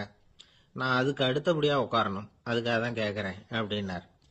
உடனே அங்கே இருந்தவங்கெல்லாம் என்ன சொன்னாங்க தெரியுமா? நீங்கள் வரிசையில் காத்திருக்கக்கூடாது, நீங்கள் அரசாங்கத்தின் தலைவர், உங்களுக்கு நேரம் முக்கியம், அதனால் நீங்கள் முன்னாடி போங்க அப்படின்னு சொன்னாங்க. ஆனால் அதை அவர் கேட்கல. தோழர்களே, உங்களுடைய கருத்துக்கு ரொம்ப நன்றி, எல்லாரும் வரிசையாக தான் வரணும், அதுதான் முறை, வரிசையில் வரணுங்கிற நடைமுறையை நானும் பின்பற்ற விரும்புகிறேன், நாம் எல்லாரும் சமமானவர்கள் அப்படின்னார். இப்படி சொல்லிவிட்டு வரிசையில் கடைசியாக இருந்த ஒரு நாற்காலியில் போய் உட்காந்துக்கிட்டார். தன் சட்டை பையில் இருந்த ஒரு செய்தித்தாளை எடுத்தார், படிக்க ஆரம்பிச்சிட்டார். ஆனால் அங்கே இருந்தவங்களால இதை பார்த்துக்கிட்டு சும்மா இருக்க முடியல. ஒருத்தர் எழுந்திரிச்சு வந்தார். ஐயா, இப்போ என்னுடைய முறை வந்திருக்குது, நான் தான் போக வேண்டிய முறை, உங்களை இங்கே காத்திருக்க வைக்கிறத விட ஒரு 5 ஆண்டுகளுக்கு கூட நான் முடிவெட்டிக்காமே இருந்துட முடியும் அப்படின்னார். அவர் மறுபடியும் சொன்னார், ஐயா நீங்க வரிசை முறையை தாண்டி போக விருப்பப்படல, சரி, ஆனா என்னுடைய முறையை மாத்தி கொடுக்கறதுக்கு எனக்கு முழு உரிமை இருக்குது. இதுக்கு பதிலா உங்களுடைய கடைசி இடத்த நான் எடுத்துக்கிறேன், இதை நீங்க மறுக்க முடியாதுன்னார். அங்க இருந்த மற்றவங்களும் இதை ஒரு மனசா வற்புறுத்த ஆரம்பிச்சுட்டாங்க. அந்த பெரிய மனிதர் பார்த்தார், சரின்னு கடைசியா ஒத்துக்கிட்டார். அவர் யார் தெரியுமா? அவர் தான் மாவீரர் லெனின். ரஷ்யாவில் கிரெம்ளின் சிகை அலங்கார கூடத்துல தான் இது நடந்தது. எல்லாரும் இந்நாட்டு மன்னர்கள்னு வாயளவுல பேசுறதுல என்ன பிரயோஜனம்? நாம எல்லாரும் சமம்ங்கிறத நடைமுறையில கடைபிடிச்சு காட்டினவங்க கொஞ்சம் பேர் தான். அவங்கள ஒருத்தர் தான் லெனின். வரிசையில் நின்று வர்றதுங்கிறது ஒரு சிறந்த பண்பு, உயர்ந்த பண்பு. இன்னைக்கு பல இடங்கள்ல அது நமக்கு தேவைப்படுது. ஒரு ரேஷன் கடைவாசல், கடை திறக்கிறதுக்கு முன்னாடியே எல்லாரும் வந்து வரிசையில் நின்றுட்டாங்க. கடைசியா வந்த ஒருத்தர் கியூவில் முன்னாடி போறதுக்கு முயற்சி பண்றார். ஏற்கனவே நின்றுட்டு இருக்கிறவங்க அவரை முன்னாடி போறதுக்கு விட மாட்டேங்கிறாங்க. கடைசியா போய் நில்லையா அப்படின்னு எல்லாரும் கத்துறாங்க. அது அவர் காதுல வாங்கல.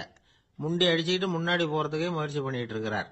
எல்லாரும் சேர்ந்து அவரை வலுக்கட்டாயமா இழுத்து கொண்டாந்து பின்னாடி கொண்டு போய் நிறுத்திவிட்டாங்க.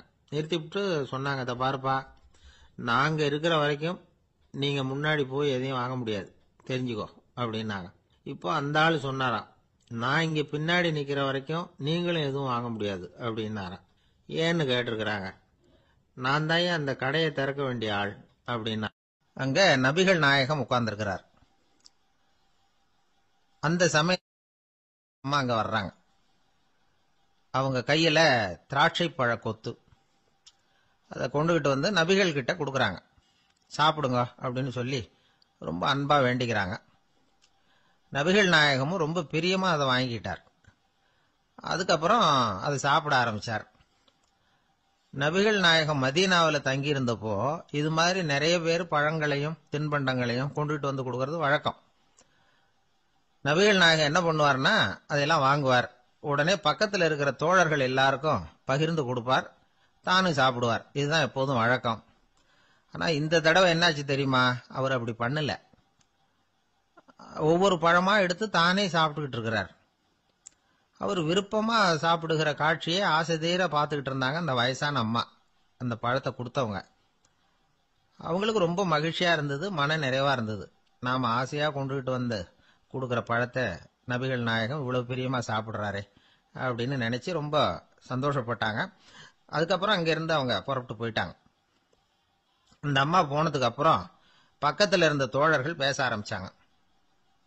ஏன்னா அவங்களுக்கு சந்தேகம், இன்னைக்கு வித்தியாசமா நடந்துகிட்டாரே அப்படின்னு. அண்ணலே, எது உங்களுக்கு வந்தாலும் எங்க எல்லாருக்கும் கொடுத்துட்டு தான் நீங்க சாப்பிடுவீங்க. இன்னைக்கு மட்டும் நீங்க அப்படி செய்யலையே, எல்லா பழத்தையும் நீங்களே சாப்பிட்டீங்களே, அதுக்கு என்ன காரணம் அப்படின்னு கேட்டாங்க. இப்படி கேட்கறதுனால நாயகம் அதை தப்பா புரிஞ்சுக்க மாட்டார் அப்படிங்கறது அவங்களுக்கு தெரியும். யாரும் எதையும் அவர்கிட்ட கேட்கலாம், அப்படி கேட்கறதுக்கு உரிமை உண்டு. இந்த ஜனநாயக முறைகளுக்கு அவர்கள் கொடுத்த மரியாதை இது. தோழர்களின் கேள்விக்கு நபிகள் பதில் சொல்ல ஆரம்பிச்சார். நண்பர்களே, அந்த அம்மா ரொம்ப பிரியமா அந்த பழங்களை என்கிட்ட கொண்டுகிட்டு வந்து கொடுத்தாங்க. முதல்ல ஒரு பழத்தை எடுத்து வாயில போட்டு பார்த்தேன். அது ரொம்ப புளிப்பா இருந்தது, சாப்பிடுறது ரொம்ப கஷ்டம். உங்ககிட்ட யாருக்காவது அதை கொடுத்திருந்தா அதுல வாயில போட்டதும் புளிப்பு தாங்காம முகம் சுழிச்சிருப்பீங்க. அதை அந்த அம்மா பார்த்துட்டாங்கன்னா வருத்தப்பட்டிருப்பாங்க. ஆசையா கொண்டுகிட்டு வந்து நமக்கு கொடுத்துருக்குறாங்க. அவங்க அன்பான மனசை நோகடிக்கிறதுக்கு நான் விருப்பப்படலை. அதனால முகம் சுளிக்காம சாப்பிடணுமேங்கிறதுக்காகத்தான் அந்த பழங்கள் பூராவே நானே சாப்பிட்டுட்டேன் அப்படின்னு புன்முறுவலோட பதில் சொன்னாராம் நபிகள் நாயகம். இன்னொருத்தர் மனசு புண்படக்கூடாதுங்கிறதுக்காக புளிப்பையும் இனிப்பா ஏற்றுக்கொள்ளுகிற பண்பாடு இருக்கு பாருங்க, அது ஒரு பெரிய நாகரிகம். அது எல்லாருக்கும் சுலபமா வந்துடாது. நல்லா இருக்கிற பழத்தையே என்ன இவ்வளவு மோசமா இருக்கேன்னு சொல்லுகிறவர்கள் தான் நம்ம கிட்ட அதிகம். இந்த காலத்துல இல்வாழ்க்கையில இந்த நாகரிகத்தை சில பேர் கடைபிடிக்கிறது உண்டு. நல்லா இருக்க இல்லையோ முகம் சுளிக்காம சாப்பிட்டுருவாங்க. ஏன்னு கேட்டா, எதுக்காக சார் வீண் வம்பு, ஏதோ நமக்குன்னு கொடுத்து வச்சது அவ்வளவுதான் அப்படின்னு நினைச்சுக்கிட்டு போக வேண்டியது தானே அப்படிம்பாங்க. இவங்கெல்லாம் கூட ஒரு விதத்துல பண்பாடு தெரிஞ்சவர்கள் தான். இப்போ ஒரு ஆளு ஊரெல்லாம் சுத்தி விட்டு கடைசியில அழுத்து போய் ஒரு ஹோட்டலுக்குள்ள நுழைஞ்சானான். ரொம்ப களைப்பா இருந்தது அவனுக்கு. அதனால ரொம்ப களைப்படைஞ்சு போய் ஒரு நாற்காலியில போய் உட்காந்துருக்கிறான். இவனை பார்த்ததும் சர்வர் ஓடி வந்தார். சார் உங்களுக்கு என்ன வேணும்னு கேட்டார். எனக்கு தேவை 2 தோசையும் கொஞ்சம் அன்பான வார்த்தைகளும் அப்படின்னா. சர்வர் உள்ள போனார். 2 தோசையை கொண்டாந்து வச்சார். அன்பான வார்த்தை கேட்டனே அப்படின்னா இவன். சர்வர் ரொம்ப பணிவா குனிஞ்சி இவன் காதோரமா சொன்னார், ஐயா இந்த தோசையை சாப்பிட்றாதீங்க, புளிச்சு போன பழைய மாவு அப்படின்னார். இது பாருங்க, அன்பான வார்த்தையும் 2 தோசையும் கேட்டார், கொண்டாந்து கொடுத்துட்டார். இப்படி இருக்கிறவர்களும் இன்றைய மனிதர்கள்ல அதிகம். அதனால மனிதர்கள் ஒவ்வொருத்தரும் ஒவ்வொரு விதம். நம்ம கிட்ட பிரியமா நடந்துகிறவர்கள் மனம் கோணும்படி நாம் நடந்து கொள்ளக்கூடாது அப்படிங்கிறது தான் நபிகள் நாயகம் அவருடைய செயல் மூலமா நமக்கு உணர்த்தி இருக்கிற வாழ்வியல் உண்மை. ஒரு நண்பர் அவசர அவசரமா என்கிட்ட ஓடி வந்தார். அப்புறம் சொன்னார், என்னால நம்பவே முடியல சார், என் பையனா இப்படி அப்படின்னு சொல்லி ஆச்சரியப்பட்டார். உங்க பையன் அப்படி என்னதான் செஞ்சுட்டான்னு கேட்டேன். என்னால முடியாத ஒரு காரியத்தை அவன் சுலபமா செஞ்சுட்டான் சார் அப்படின்னார். அது என்ன, உங்களால முடியாத காரியத்தை அவன் செஞ்சுட்டாங்கிறீங்க, அது என்ன காரியம்னு தான் சொல்லுங்களேன். என்ன 5ஆம் வகுப்புல அவன் ஒரே தடவையில பாஸ் ஆயிட்டான் சார், அதாவது ஒரே அட்டம்ப்ட்ல பாஸ் ஆயிருக்கிறான் அப்படின்னார். மூச்சு வாங்க. கஷ்டப்பட்டு பரீட்சை எழுதினவன் அவன், இவருக்கு மூச்சு வாங்குது. நம்மால செய்ய முடியாத ஒரு காரியத்தை இன்னொருத்தர் செய்யும் போது அது நமக்கு ஆச்சரியமா தெரியுது. இப்ப சர்க்கஸ் பாக்குறோம், அங்க ஒருத்தர் அந்த இடத்துல தொங்குறார், அதை பாக்குறப்போ அது நமக்கு ஆச்சரியமா தெரியுது. ஏன்னா அது மாதிரி அந்த இடத்துல தொங்குறதுங்கிறது நம்மால முடியாத காரியம். நம்மால முடியாத ஒன்ன அடுத்த ஒருத்தர் ரொம்ப சுலபமா செய்யறப்போ நாம மருள்வது இயற்கை. இதைத்தான் தொல்காப்பியம் மருட்கை அப்படின்னு சொல்லுது. இந்த வியப்பு இருக்குதே, இது 4 வகையில ஏற்படுதான். அதையும் தொல்காப்பியம் தான் சொல்லுது. அது என்ன 4 வகை அப்படின்னா, முதல் வகை எப்படின்னா புதுமையான அரிய செயல்களை செய்வது. 2வது வகை என்னன்னா பெரிய செயல்களை செய்யறது. 3வது வகை எப்படின்னா மிக நுட்பமான செயல்களை செய்யறது. 4வது வகை ஆக்கம் தரும் செயல்களை செய்யறது.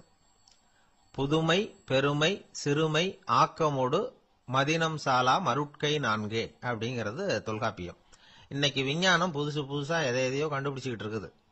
அந்த கண்டுபிடிப்புகளை எல்லாம் பாக்குறப்போ ஆரம்பத்துல ஆச்சரியமா இருக்கு, அதுக்கப்புறம் நமக்கு பழகி போடுது. இப்போ வானொலி பெட்டி புதுசா வந்தப்போ அதை சுற்றி எவ்வளவு கும்பல், ஒரு பெட்டி பேசுது அப்படிங்கிறது எவ்வளவு வியப்புக்குரிய விஷயம். இப்ப யாரும் வானொலி பெட்டியை ரொம்ப ஆச்சரியத்தோட பாக்குறது இல்ல. வச்சிருந்தாதான் ஆச்சரியமா பார்ப்பாங்க சில பேர், இந்த காலத்துல இப்படி வச்சிருக்கிறாரேன்னு சொல்லி. மாறா அதை அலட்சியமாவும் பார்க்க ஆரம்பிச்சுட்டாங்க. மதினம் சாலா மருட்கை அப்படின்னு ஒரு சொற்றொடர் வருது பாருங்க, அதுல கருத்தாழம் உண்டு. எதை பத்தியும் போதுமான அளவு புரிஞ்சிக்காதப்போ ஒருத்தர் ஆச்சரியப்படுறார், புரிஞ்சுகிட்டதுக்கு அப்புறம் ஆச்சரியம் மறைஞ்சு போடுது. மிக நுட்பமான செயல்களும் நம்மளை ஆச்சரியப்பட வைக்குது. ஒரு அரிசியில ஒரு திருக்குறள் எழுதி காட்டுறாங்க, ஒரு முட்டை ஓட்டுக்குள்ள ஓவியம் தீட்டி காட்டுறாங்க. கருங்கல் சிற்பங்கள்ல எவ்வளவு நுட்பமான வேலைப்பாடுகள், அதையெல்லாம் பார்த்து ஆச்சரியப்படுறோம். இது மாதிரியே ஆக்கப்பூர்வமான செயல்களும் நம்மளை வியப்பில் ஆழ்த்தும். குப்பை கூலங்களை கூட வாழ்க்கைக்கு பயன்படுகிற பொருளா மாற்றுகிறவர்கள் இருக்கிறாங்க. அவங்களுடைய செயல் நமக்கு ஆச்சரியத்தை தருது. இடைக்காட்டு சித்தர்னு ஒருத்தர் இருந்தார். அவர் பாடிய 30 நூல்ல ஒரு பாட்டு வருது. ஆற்றல் பிறர் அறிதலின் ஆகம் கிளர்வு உறுதலின் கற்று அறிபாணர் கெழுமிய கோடலின் தோற்றம் உருகவே போற்றல் சால் வியப்பே. ஒருத்தருடைய ஆற்றல் தெரியாமல் இருந்தது, அவருடைய அரிய செயல்களை பார்க்கும் பொழுது வியப்பா இருந்தது, மனசுக்குள்ள கிளர்ச்சி. பாவலர்கள் இவர்கள் புகழ பாடி மற்றவர்களும் தெரிந்து கொள்ளுமாறு செய்கிறார்கள்.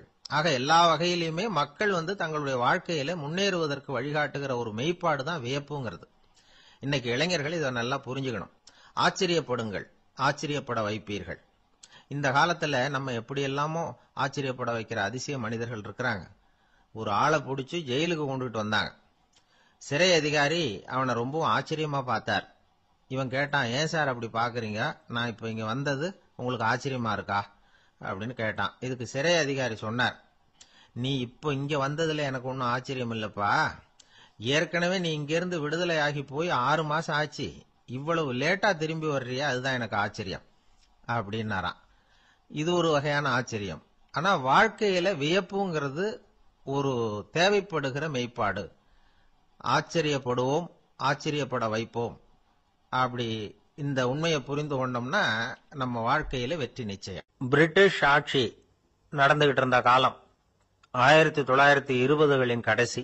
அப்போ நடந்த ஒரு உண்மை நிகழ்ச்சி இது. ஒரு கல்யாண மாப்பிள்ளை ரயில்ல இறங்க போறார். அவரை வரவேற்க ஒரு ராஜ குடும்பமே காத்துக்கிட்டு இருக்குது. மங்களூர்ல இருந்து இறங்குற அந்த மாப்பிள்ளை யார் தெரியுமா? ஒரு நாய். உண்மைதான், அந்த நாய்க்கு தான் கல்யாணம். சுதேசி சமஸ்தானத்து மன்னர்கள்ல ஒருத்தர் ஜூனாகட் மகாராஜா. அவரோட வளர்ப்பு நாய் ரோஷனாரா. அதுக்கு கல்யாணம் பண்ணி வைக்கணும்னு ஆசைப்பட்டார். மாப்பிள்ளை தேடினார். மங்களூர் மகாராஜாவோட வளர்ப்பு நாய் ஒன்னு இருந்தது, பேரு பாபி. இது ரெண்டுக்கும் கல்யாணம் நடத்த முடிவு பண்ணார். திருமணத்துக்கு வேண்டிய எல்லா ஏற்பாடுகளையும் பண்ணுங்க அப்படின்னு உத்தரவு போட்டார். ஆயிரக்கணக்கான அழைப்புதழ்கள், பல சமஸ்தான மன்னர்கள், ஜமீன்தார்கள், பிரிட்டிஷ் அதிகாரிகள், பெரிய பணக்காரங்க, இப்படி நிறைய பேருக்கு அழைப்புதழ்கள் அனுப்பி வச்சாங்க. பத்திரிகையை பார்த்தவங்க எல்லாம் திகைச்சு போயிட்டாங்களாம். இருந்தாலும் என்ன பண்றது, ராஜாவே அழைக்கிறார், போகாம இருக்க முடியுமா? அந்த சமயத்துல நாட்டின் கவர்னர் ஜெனரலா இருந்தவர் இர்வின் பிரபு. அவருக்கும் ஒரு பத்திரிகை போயிருக்குது. வாங்கி பார்த்ததும் அவருக்கு பயங்கர எரிச்சல். உடனே குப்பை தொட்டியில போட்டுட்டாராம். மாட்சிமை தங்கிய பிரிட்டன் சக்கரவர்த்தியின் பிரதிநிதியான தன்னை கேவலம் ஒரு நாயின் திருமணத்துக்காக அழைக்கிறதா அப்படின்னு அவருக்கு ஆத்திரம். இருந்தாலும் கல்யாணம் பிரமாதமா நடந்துதான். கல்யாணத்தன்னைக்கு பொண்ணுக்கு ஸ்பெஷல் குளியல், தண்ணீருக்கு பதிலாக வாசனை திரவியங்கள், பன்னீர், குளிச்சதுக்கு அப்புறம் அலங்காரம், வைர மாலை, முத்து மாலை, ஏகப்பட்ட அலங்காரம். மாப்பிள்ளையை அழைக்கிறதுக்கு ரயில்வே ஸ்டேஷன்ல ராஜ குடும்பமே காத்துக்கிட்டு இருக்குது. அவங்களோட வளர்ப்பு நாய்கள் 250. அத்தனை நாய்களுக்கும் பட்டு துணி போத்தி இருக்குது. முத்து வடங்கள் அணிவிச்சிருக்கிறாங்க. எல்லாம் ராஜ நாய்கள். அதுகளையும் வீதியில நடக்க விடலையாம். அதுகளை சுமந்துகிட்டு போக அலங்கரிக்கப்பட்ட யானைகள் காத்துக்கிட்டு இருக்குதாம். மாப்பிள்ளைக்கு வரவேற்பு எப்படி தெரியுமா? அது நடந்து வர்ற பாதை பூரா ரத்தன கம்பளம் விரிச்சிருக்குது. 2 பக்கமும் ராஜாங்க அதிகாரிகள் கைகட்டி நிக்கிறாங்க. அரசு படை வீரர்கள் அணிவகுப்பு மரியாதை செலுத்துறாங்க. அந்த நாய் ராஜ மரியாதையோட நடந்து வருது. நகையெல்லாம் போட்டுக்கிட்டு வருது. திருமண மண்டபத்துக்கு சேருது. அங்க கல்யாணம் அமோகமா நடக்குது. இந்த திருமணத்தை முன்னிட்டு அந்த ஜூனாகட் சமஸ்தானத்துக்கு 3 நாள் விடுமுறை வேற. கல்யாணத்துக்கு வந்திருந்தவங்களுக்கெல்லாம் ஏக தடபுடலா விருந்து, நாட்டியம் எல்லாம் பிரமாதமா நடந்துதான். இந்த கல்யாணத்துல கலந்துக்க வந்திருந்த மற்ற சமஸ்தானத்து மன்னர்கள், திவான்கள், அரச குடும்பத்தினர், இப்படி அவங்க 700 பேராம். அவங்க போறதுக்காக விசேஷ ரயில்கள்லாம் வேற விட்டுருக்காங்க. கல்யாணம் முடிஞ்சதும் அந்த நாய் தம்பதிகளோட பெரிய பெரிய மன்னர்கள்லாம் ஒன்னா உட்காந்து சாப்பிட்டாங்களாம். ஏர் கண்டிஷன் அறையில அந்த தம்பதிகள் கொஞ்ச காலம் வாழ்ந்திருக்கிறாங்க. கொஞ்ச நாள்ல மாப்பிள்ளைக்கு மரியாதை குறைய ஆரம்பிச்சுட்டுது. வெளியில துரத்தி விட்டாங்களாம். அந்த பெண் நாய் மட்டும் ராஜ போகங்களை அனுபவிச்சு வந்துதான். இந்த கல்யாணத்தை பார்த்துட்டு தொடர்ந்து மற்ற சமஸ்தானத்து மன்னர்களும் நாய் திருமணங்கள் நடத்த ஆரம்பிச்சுட்டாங்களாம். இது உண்மையில நடந்திருக்குது. இப்படி அது இருக்கட்டும். இப்ப நம்ம கதைக்கு வருவோம். ஒரு ராஜாவுக்கு ரொம்ப நாள் கழிச்சு ஒரு குழந்தை பிறந்துதான். அரண்மனை ஜோசியரை கூப்பிட்டுருக்கார் ராஜா. ஜோசியரே, என் மகன் வருங்காலத்துல சிறந்த வாழ் வீரனா வரணும்னு ஆசைப்படுறேன். வருவானாங்கிறத கொஞ்சம் பார்த்து சொல்லுங்களேன் அப்படின்னாராம். ஜோசியர் சொன்னார், மன்னா, உங்க புள்ள வாழ் வீரனா வர்றது கஷ்டம். ஆனா அவரும் உங்களை மாதிரியே நாய்க்குட்டிகள் பேர்ல பிரியமா இருப்பார். அதுகளுக்கு கல்யாணமும் பண்ணி வைப்பார் அப்படின்னாராம்.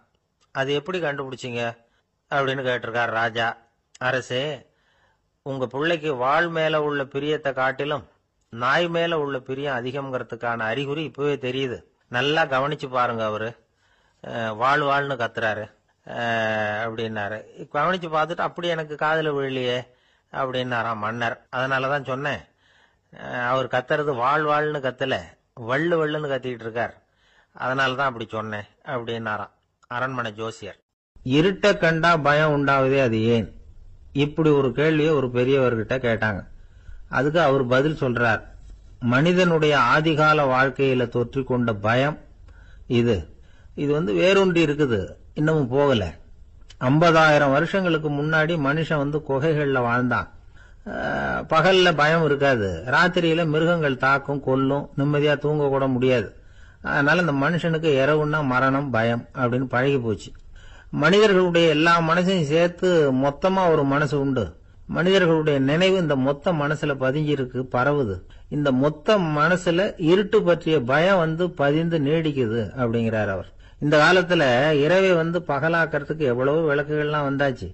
ராத்திரியிலேயும் மிருகங்கள் வந்து தாக்குங்கிற நிலைமை இல்லை. பாதுகாப்பான வீடுகள் விலங்குகளும் விலகி போயிட்டு, விலங்குகள்லாம் விலகி போயிட்டு, வீடுகளும் பாதுகாப்பா இருக்குது. சரி, இருந்தாலும் அந்த பழங்கால பயம் வந்து இருட்டு பயம் இன்னமும் மனுஷனை விட்டு போகல. இன்னொரு விஷயம் என்னன்னா, இருட்டில இருந்து வெளிச்சத்துக்கு வராத மனிதர்கள் இன்னைக்கு அதிகம். ஒரு ஆளு ஆத்துக்கு மீன் பிடிக்கிறதுக்காக போனான், இன்னும் விடியல, அதுக்குள்ள வலையை எடுத்துட்டு கிளம்பி போயிட்டான். வெளிச்சம் வர்றதுக்கு முன்னாடியே போய் சேர்ந்துட்டான். விடிகிற வரைக்கும் என்ன பண்றது, சும்மா கரையிலேயே உட்காந்து காலாட்டிட்டு இருக்கிறான்.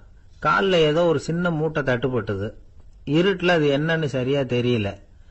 மூட்டைக்குள்ள சின்ன சின்ன கல்லா நிறைஞ்சி இருக்குது. சும்மா பொழுது போகணுமேங்கிறதுக்காக இவன் அந்த மூட்டைக்குள்ள இருந்து ஒவ்வொரு கல்லா எடுத்து ஆத்துல வீசிக்கிட்டு இருக்கிறான். விடிகிற வரைக்கும் வேற வேலை இல்லைங்கிறதுனால எப்படி செஞ்சுக்கிட்டே உட்காந்துருக்கிறான். கிழக்க மெதுவா வெளிச்சம் தெரிய ஆரம்பிச்சது. பொழுது விடியறதுக்கான அறிகுறி. இதுக்குள்ள அந்த மூட்டையில இருந்த எல்லா கல்லையும் எடுத்து வீசி எறிஞ்சுட்டான். கடைசியா ஒரே ஒரு கல்லு மட்டும்தான் கையில பாக்கி இருந்தது. வெளிச்சம் வந்ததும் அந்த கல்லை பார்த்தான், அப்படியே திகைச்சு போயிட்டான். அடடா, இது வரைக்கும் தெரியாம தப்பு பண்ணிட்டோமே அப்படின்னு நினைச்சான். ஏன் தெரியுமா, அவன் கையில இருந்தது வெறும் கல்லு இல்ல, விலை வசந்த ரத்தன கல்லு. இருட்டுல என்னன்னு புரியாததுனால மூட்டையில இருந்த எல்லா ரத்தன கல்லையும் ஆத்துல வீசி எறிஞ்சிருக்கிறான். இப்போ அவனுக்கு அழுகையே வந்துரும் போல இருந்தது. வாழ்க்கையை வந்து வசதி ஆக்கிக்கிறதுக்கான வாய்ப்பு அவனுக்கு இருந்தது. இருந்தாலும் இருட்டுல அதை இழந்துட்டான். அந்த வகையில அவனுக்கு கொஞ்சம் அதிர்ஷ்டம் இருந்திருக்குது. அதாவது ஏதோ ஒரு வகையில இருந்திருக்குது. அதனாலதான் அந்த கடைசி கல்ல எரியறதுக்குள்ள வெளிச்சம் வந்துட்டுது. பல பேருக்கு அந்த அளவு கூட அதிர்ஷ்டம் வர்றது இல்ல. எல்லாத்தையும் வீசினதுக்கு அப்புறம் தான் வெளிச்சம் வரும். என்னன்னு விவரம் தெரியாமலே எழுந்திரிச்சு வந்துருவாங்க. வாழ்க்கைங்கிறது ஒரு பெரிய புதையல். அதை புரிஞ்சிக்காம வந்து மனுஷன் வந்து அதை வீசி எரிஞ்சுக்கிட்டு இருக்கான் அப்படிங்கறது தான் பெரியவங்க கருத்து. சில பேருக்கு புரிஞ்சுக்கிற நேரம் வரும், அதுக்குள்ள வாழ்நாள்லாம் ஓடி போயிருக்கும். அதுக்கப்புறம் என்ன பண்றது? நம்மால் ஒருத்தன் கையில ஒரு சின்ன பையோட வந்துகிட்டு இருந்தான். பை உள்ள ஏகப்பட்ட நகைகள் ரத்தன கல் எல்லாம் இருக்கு. வந்துகிட்டு இருந்தவன் திடீர்னு அந்த பைய அப்படியே ஒரு குளத்துல வீசி எறிஞ்சுட்டான். மகான்கள் தான் இப்படி பற்று இல்லாம இருப்பாங்க. என்னங்க இது, விலை மதிப்புள்ள அந்த பைய இப்படி குளத்துல வீசி எறிஞ்சுட்டீங்களே, இதுக்கு என்ன அர்த்தம் அப்படின்னு கேட்டார் அவன் கூட வந்தவர். அவன் மெதுவா இவர் காதோட காதா சொல்றான், ஒரு போலீஸ்காரர் பின்னாடி வந்துகிட்டு இருக்கிறார், அவர் போனதுக்கு அப்புறம் இதை எடுத்துக்குவேன் அப்படிங்கிறான். அமெரிக்க ஜனாதிபதி ஆப்ரஹாம் லிங்கன் ஒரு நாள் தன்னோட கோச்சு வண்டியில தலைநகரான வாஷிங்டனுக்கு போயிட்டு இருக்கிறார். கோச்சு வண்டி ஒரு சாலையில போயிட்டு இருக்கு. அந்த சாலைக்கு ஒரு பக்கத்துல பயங்கரமான சதுப்பு நிலம். சதுப்பு நிலம்னா அது புதைகுழி, புதை மணல்ங்கிறோம்ல, அது மாதிரி. அந்த சதுப்பு நிலத்துல யாராவது மாட்டிக்கிட்டா அவ்வளவுதான், ஆளை கொஞ்சம் கொஞ்சமா உள்ள அமுக்கிவிடும். தப்பிச்சு கரையேறது கஷ்டம். அப்படிப்பட்ட நிலம் அது. ஆப்ரஹாம் லிங்கன் ஏதோ ஒரு முக்கியமான அரசாங்க வேலையா போயிட்டு திரும்பி வந்துகிட்டு இருக்கிறார். அதனால அந்த சமயத்துல அவர் விலை வசந்த ஆடைகளை அணிஞ்சிருக்கிறார். அப்படி அவர் அந்த கோச்சு வண்டியில வந்துகிட்டு இருக்கிறாரு. அந்த சமயத்துல ஒரு காட்சி அவர் கண்ணுல பட்டுட்டுது. என்ன தெரியுமா, ரோட்டுக்கு பக்கத்துல இருந்த சதுப்பு நிலத்துல ஒரு இளம் பன்றி குட்டி சிக்கிக்கிட்டு தவிச்சுக்கிட்டு இருக்குது. பரிதாபமா கத்திக்கிட்டு இருக்குது. அதை பார்த்தார் லிங்கன். அவருக்கு என்ன மாதிரி ஆயிட்டுது. உடனே வண்டியை நிறுத்த சொன்னார். கீழே இறங்கினார். தன்னோட விலை வசந்த ஆடைகளை பத்தி லட்சியம் பண்ணவே இல்லை. தனக்கே ஆபத்து வரலாம்ங்கிறத பத்தியும் கவலைப்படல. தான் ஒரு குடியரசுத் தலைவருங்கிறத பத்தியும் அவர் நினைச்சு பார்க்கல. நேரா அந்த சதுப்பு நிலம் பக்கமா போனாரு. அந்த சேத்துல இறங்கி பன்றிக்குட்டியை காப்பாத்தி கரைக்கு கொண்டுட்டு வந்து சேர்த்துட்டார். அதுக்கப்புறம் நிம்மதியா கோச்சு வண்டியில ஏறி வெள்ள மாளிகைக்கு வந்து சேர்ந்தார். ட்ரெஸ் உடம்பு பூரா சேறு சகதி. பாக்குறவங்களுக்கெல்லாம் ஆச்சரியமா போச்சு. அவங்களுக்கு ஒன்றும் புரியல. இவர் நேரா ட்ரெஸ் மாத்திக்கிறதுக்காக போனாரு. கோச்சு வண்டி ஓட்டிட்டு வந்தவன் கிட்ட போய் எல்லாரும் கேட்டாங்க என்ன ஆச்சு அப்படின்னு. அவர் வர்ற வழியில நடந்த விவரத்தை சொன்னார். ஆப்ரஹாம் லிங்கனுடைய இந்த இறக்க குணத்தை எல்லாரும் பாராட்டினாங்களாம், புகழ்ந்தாங்களாம். ஆனா இதுக்கு லிங்கன் என்ன பதில் சொன்னார் தெரியுமா? தயவு பண்ணி இந்த புகழ்ச்சியான பேச்சையெல்லாம் ஒதுக்குங்க, அதெல்லாம் வேணாம். அந்த சின்ன பிராணி சகதியில மாட்டிக்கிட்டு துடிச்சுக்கிட்டு இருந்தது, அதை பார்த்தேன். உடனே என்னுடைய இதயத்துல ஒரு முள்ளு தைச்சது மாதிரி ஒரு உணர்வு. அந்த முள்ளை பிடுங்கி எறிஞ்சேன், அவ்வளவுதான். உண்மையில அந்த பிராணிக்கு நான் வந்து உதவினேங்கிறத விட எனக்கு ஏற்பட்ட இன்னலை போக்கிட்டேன் அப்படிங்கறதுதான் உண்மை. அதுதான் பொருத்தம். அப்படி இருக்கிறப்போ இதுல புகழறதுக்கு என்ன இருக்குது அப்படின்னாரு ஆப்ரஹாம் லிங்கன். எவ்வளவு யதார்த்தமான வார்த்தைகள் பாருங்க. இந்த காலத்துல நம்மளையும் பல பேர் அப்படி உண்டு. நீச்சல் தெரியாத ஒரு ஆளு தண்ணியில இறங்கிட்டான். தண்ணி ஆழம்ங்கிறது அப்புறமா தான் தெரிஞ்சுது. தத்தளிக்க ஆரம்பிச்சுட்டான். வாழ் வாழ்னு கத்துறான். கரையில நின்றுட்டு இருந்த ஒருத்தர் இதை பார்த்தார். உடனே அவருக்கு இதயத்துல முள்ளு தைச்சது மாதிரி ஒரு உணர்வு. உடனே குபீர்னு தண்ணியில பாஞ்சார். அவரை காப்பாத்தி கரைக்கு கொண்டுட்டு வந்து சேர்த்தார். இதை பார்த்துக்கிட்டு இருந்த இன்னொருத்தர் காப்பாத்தின அந்த ஆளை பாராட்டி புகழ்ந்தார். என்ன புகழாதீங்க சார் அப்படின்னார் அவர். ஏன்னு கேட்டார் இவர். நான் அந்த ஆளை ஏன் காப்பாத்தினேன் தெரியுமா? அவன் நேத்துக்கு என்கிட்ட 300 ரூபா கடன் வாங்கியிருக்கிறான். இவன் தண்ணியில போட்டான்னா நான் கொடுத்த கடனும் தண்ணியில போடும். அதனால தான் விழுந்து காப்பாத்தினேன் அப்படின்னா அந்த ஆள். ஒரு காடு, அங்க புத்தர் அவர் பாட்டுக்கு நடந்து போய்கிட்டே இருக்கிறார். அவருக்கு பின்னாடி ஒரு குரங்கு, அதுவும் தொடர்ந்து வந்துகிட்டே இருக்குது. புத்தர் திரும்பி பார்த்தார். குரங்கு அப்படியே குதிச்சு உயர எழும்பி ஒரு கிளையில போய் உக்காந்தது. ஏன் இப்படி பண்றேன்னு கேட்டார் புத்தர். என்னை சாதாரணமா நினைக்க வேணாம், நான் மகாமந்தி, என்னால எல்லாம் முடியும், முடியாதுங்கிற வார்த்தையே என்னுடைய அகராதியில கிடையாது, என்ன வேணும்னாலும் செய்வேன் அப்படின்னுது. அப்படின்னா ஒரு பந்தயம் வச்சுக்கலாமான்னாரு இவரு. ஓ வச்சுக்கலாமேன்னுது. வேற ஒண்ணும் இல்ல, இப்ப நீ மேல எழும்பி அந்த கிளையில உட்கார்ந்தது மாதிரி அங்கேருந்து தாவி என் உள்ளங்கையில உட்காரணும், அவ்வளவுதான் அப்படின்னார். அப்படி உட்காந்துட்டா என்ன பரிசு அப்படின்னு கேட்டது அது. சொர்க்கத்தில் இருக்கிற மாமன்னன் மரகத சக்கரவர்த்திய என்னோட இருக்கும்படியா கூப்பிட்டுக்கிறேன். அந்த சமயத்துல அவருடைய அரியணை அங்க காலியாயிடும், நீ அதுல போய் உட்காந்துக்கலாம். பந்தயத்துல தோத்துட்டா ஒரு கல்ப காலம் இந்த பூமியில வாழ வேண்டியிருக்கும், அதுக்கு பிறகுதான் என்கிட்ட வர முடியும், என்ன சொல்ற அப்படின்னார். குரங்குக்கு தாவறது ஒரு பெரிய காரியமா? இது எனக்கு ரொம்ப சாதாரண விஷயம், என்ன இப்பவே தாவட்டுமா அப்படின்னுது. சரின்னு சொல்லி உள்ளங்கையை நீட்டினார். அவருடைய கை தாமரை இலை அளவுக்கு அப்படியே விரிஞ்சுது. குரங்கு சௌரியமா உட்கார்றதுக்காக. குரங்கு தாவறதுக்கு தயாராச்சு. அதுக்கு முன்னாடி ஒரு சின்ன யோசனை அதுக்கு. இந்த கிளையிலிருந்து அந்த கைக்கு தாவறது எனக்கு ரொம்ப அற்பமான ஒரு வேலை, இது ரொம்ப சாதாரணம், என்னுடைய கௌரவத்துக்கு இது சரியா இருக்காது. அதனால நான் என்ன பண்ண போறேன்னா, இங்கிருந்து கிளையிலிருந்து அப்படியே உயர எழும்ப போறேன். எழும்பி மேல் உலகம் போய் அங்க ஒரு சுத்து சுத்திவிட்டு அதுக்கப்புறம் அங்கேருந்து நேரா இந்த கையில உட்கார போறேன் அப்படின்னு நினைச்சது. என்ன யோசிக்கிற அப்படின்னார் புத்தர். ஒண்ணுமில்ல, இந்த பாயிரம் பார் அப்படின்னு சொல்லி தாவி உயர போயிட்டுது. கொஞ்ச நேரத்துல வான உலகத்துக்கே போய் சேர்ந்துட்டுது. அங்க போய் பார்த்தா அங்க ஒரு 5 பளிங்கு தூண்கள் இளம் சிவப்பு நிறத்துல நின்றுகிட்டு இருக்குது. குரங்கு நினைச்சுக்கிட்டது, புத்தர்கிட்ட போய் இந்த பளிங்கு தூண்களை பார்த்தோம்னு சொன்னா அப்படியே திகைச்சு போயிடுவார், இந்த தூண்ல ஏதாவது அடையாளம் செஞ்சுட்டு போகணும் அப்படின்னு அந்த இடத்துல மிதந்துகிட்டே நினைச்சது. உடனே ஒரு தூணில் எழுதிச்சு. என்ன எழுதிச்சுன்னா, ஒரு மகா ஞானி இங்க வந்துட்டு போறார் அப்படின்னு எழுதிச்சு. எழுதிவிட்டு அப்படியே கீழே தாவி புத்தரோட உள்ளங்கையில உட்கார்ந்தது. எப்படி பாத்தீங்களா என்னுடைய வேலை? வான உலகத்துக்கே போய் அங்க இருக்கிற 5 பளிங்கு தூண்களை பார்த்துட்டு அதுல நான் வந்த விவரத்தை எழுதி வச்சுட்டு அதுக்கப்புறம் இங்க வந்திருக்கிறேன் அப்படின்னுது ரொம்ப பெருமையா. அப்படியா அப்படின்னார் புத்தர். ஆமா, சந்தேகமா இருந்தா வாங்க அழைச்சிட்டு போய் காட்டுறேன் அப்படின்னு அந்த குரங்கு. அதுக்கு தேவையில்லை, அப்படியே கொஞ்சம் கீழே குனிஞ்சு பார் தெரியும் அப்படின்னார் புத்தர். அங்க பார்த்தா புத்தரோட உள்ளங்கை தெரிஞ்சுது. நல்லா உத்து பார்த்துது. அவரோட ஒரு விரல்ல அது எழுதிய வாசகம் தெரிஞ்சுது. குரங்கு யோசனை பண்ணிச்சு, அப்படின்னா வானத்துல நான் பார்த்தது புத்தரோட விரல்களா அப்படின்னு யோசிச்சுது. இதை புரிஞ்சுக்கிட்ட உடனே அந்த குரங்கோட கர்வம் அழிஞ்சு போச்சான். நம்ம மனசுதான் இந்த குரங்கு. மனம்ங்கிறதும் ஆணவம்ங்கிறதும் ஒரு நாணயத்தின் 2 பக்கங்கள். மனம் உள்ளவரை ஆணவமும் இருக்கும். மனம் அழிஞ்சாதான் ஆணவம் அழியும். மனம் அழிய வேண்டும் அப்படின்னு பெரியவங்க சொல்றது இந்த அர்த்தத்துல தான். நம்ம ஆளுங்க சவால் விடுறதெல்லாம் வேற மாதிரி. ஒருத்தன் ஒரு வாய்க்காலை தாண்டுறேன்னு பந்தயம் கட்டி தாண்ட முடியாம வாய்க்காலில் விழுந்து காலை உடைச்சிக்கிட்டு கட்டு போட்டுக்கிட்டு வந்தான். ஏண்டா அப்படின்னு கேட்டாங்க. நான் பந்தயம் கட்டின நேரம் சரியில்லை அப்படின்னா. எப்படிறான்னு கேட்டிருக்காங்க. வாய்க்காலில் தண்ணி இருக்கிற நேரமா பார்த்து பந்தயம் கட்டியிருக்கணும் அப்படின்னானா. அந்த ஆள் என்ன கண்ணாப்புண்ணான்னு திட்டிவிட்டான் சார், அதை நினைச்சா எனக்கு ரொம்ப வருத்தமா இருக்கு அப்படின்னு சொல்லி கவலைப்பட்டார் ஒருத்தர்.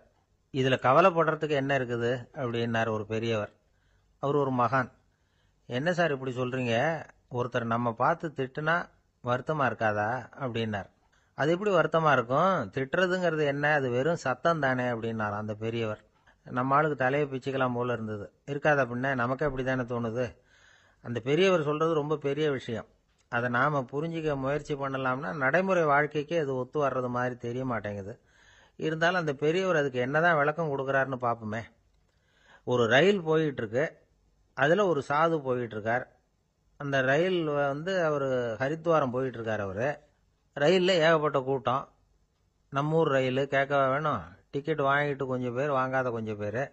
அது என்னத்துக்கு அனாவசியமாக டிக்கெட் அப்படிங்கிற நினப்பில் பாதி பேர். இந்த கூட்டத்துக்கு மத்தியில் அந்த சாதுவும் போயிட்டு இருக்கிறார்.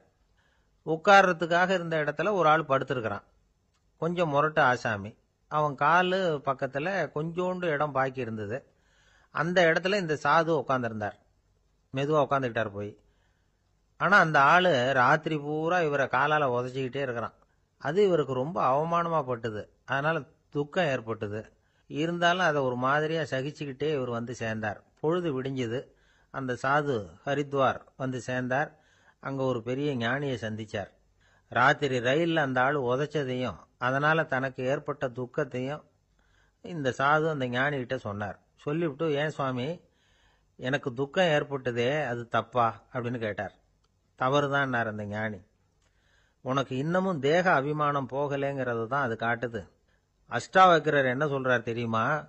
உண்மையான ஞானி யாராவது தன்னை வந்தனை செய்தால் அதற்காக சந்தோஷப்பட மாட்டார், யாராவது நிந்தனை செய்தால் அதற்காக வருத்தப்பட மாட்டார் அப்படின்னு சொல்றார். நிந்தனைங்கிறது ஒரு ஒலி தான். தேகாபிமானம் இருக்கிற வரைக்கும் இந்த ஒலி நம்மளை வேதனைப்படுத்தும். நான் தேகம் இல்லை, ஆத்மா அப்படிங்கிற நினைவு இருந்தா இந்த ஒலி நம்மளை பாதிக்காது. மனு என்ன சொல்றார் தெரியுமா? ஒரு சாதகன் பாராட்டுதலை விஷம்னு நினைச்சு பயப்படணும், அவமானத்தை அமிர்தம்னு நினைச்சு சந்தோஷப்படணுங்கிறார்.